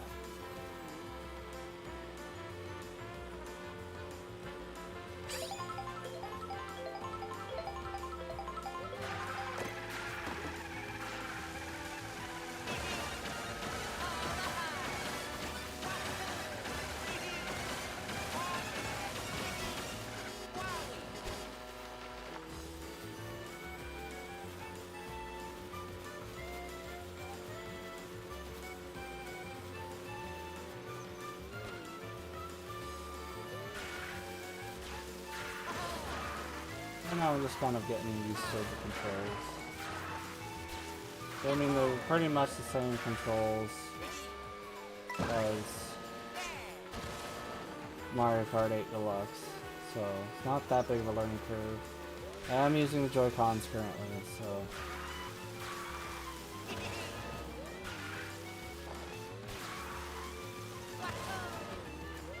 Secret pile of money! I don't even see a counter of, like, accumulated coins, so I don't even know if it's worth doing that.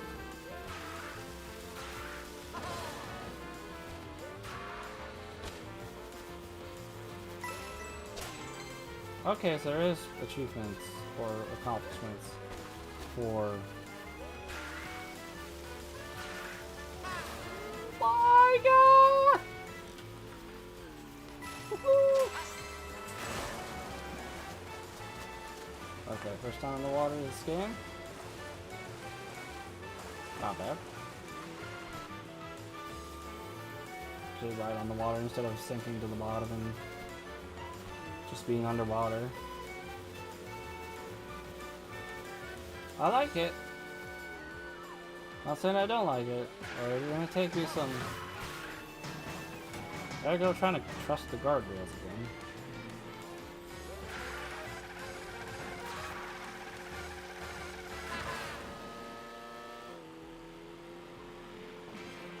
Oh. We'll stop. We're not quitting the game. I just... Changing grip.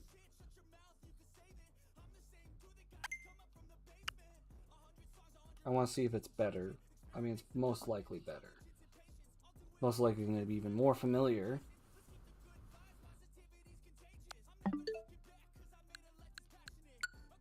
With... I wonder. Is there a...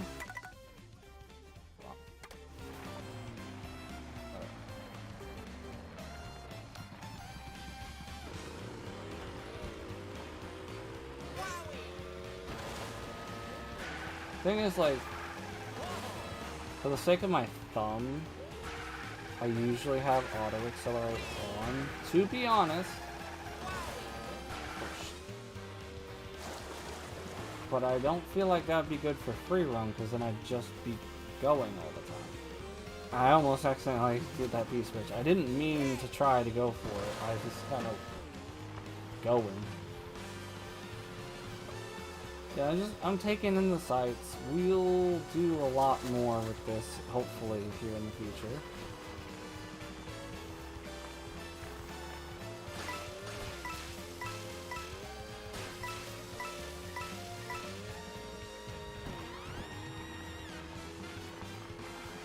We'll check out the P-switches, the viewfinder stuff, all that good stuff.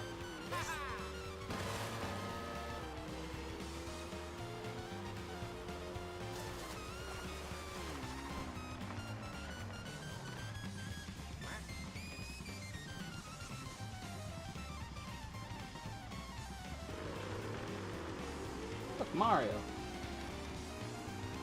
Because Mario.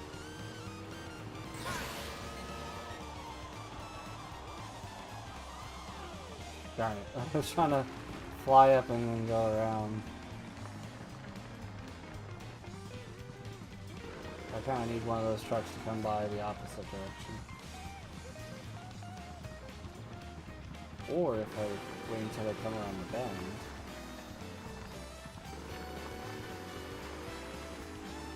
I know there's...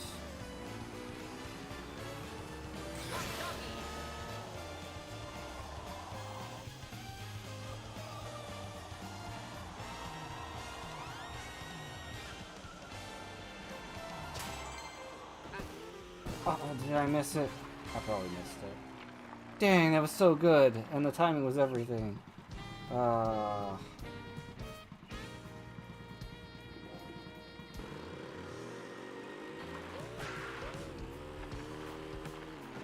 know. That was close though. I don't think there's there. Nope, that's not a flying one. That's a normal one. I know there's one on top of the shipping crates here. That might be related to the P-switch.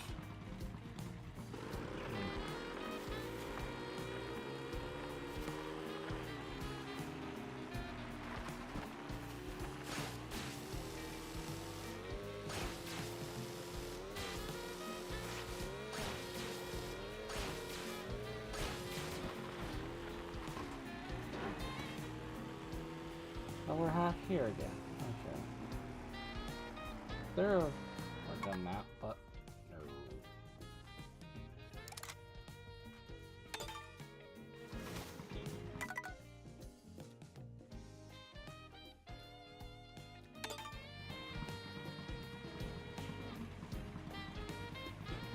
We will get to more of this.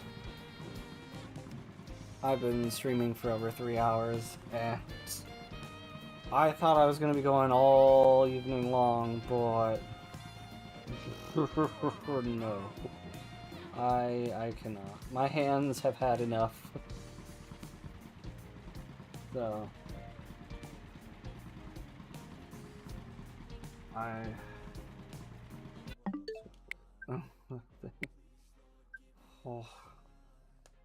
oh, hand popping help, but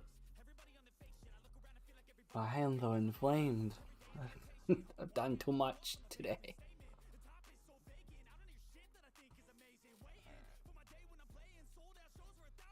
Oh, well, that's the Switch too. Wow. I know it was pretty much a Pokemon stream, but like I had to do something while the game was downloading. But yeah, I definitely want to get back into some Mario Kart World. I definitely will be playing more Pokemon on my own time.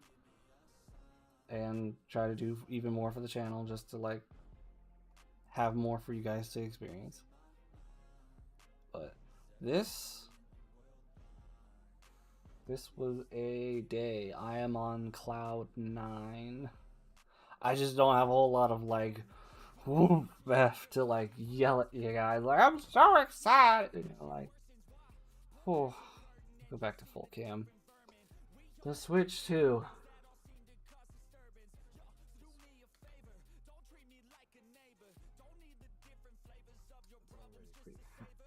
So I'll probably give that a break. Yeah, that's so toasty boy. Toasty boy.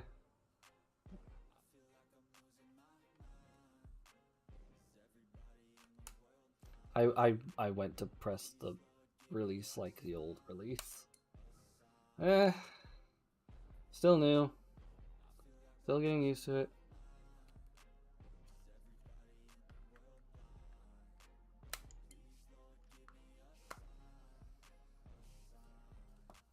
Definitely gonna be fun to like play handheld now. But yeah. So Switch 2. Loving it. Loving it, loving it, loving it. But I hope you all enjoyed this one. If you did, make sure to leave a like. If you're new and haven't done so already, consider subscribing. also consider joining the channel membership for $1 a month. I will shout you out in my next stream video or whatever once you have done so. There will be links in the description below. Some of them will be Twitch links, some of them will be social media. Both will be worth checking out. And there will be a video and a playlist on screen at some point after this becomes a VOD for you to continue your watching journey here on the channel. And Pokemon Legends Arceus just finished downloading. So, with all that said, I will see you guys there.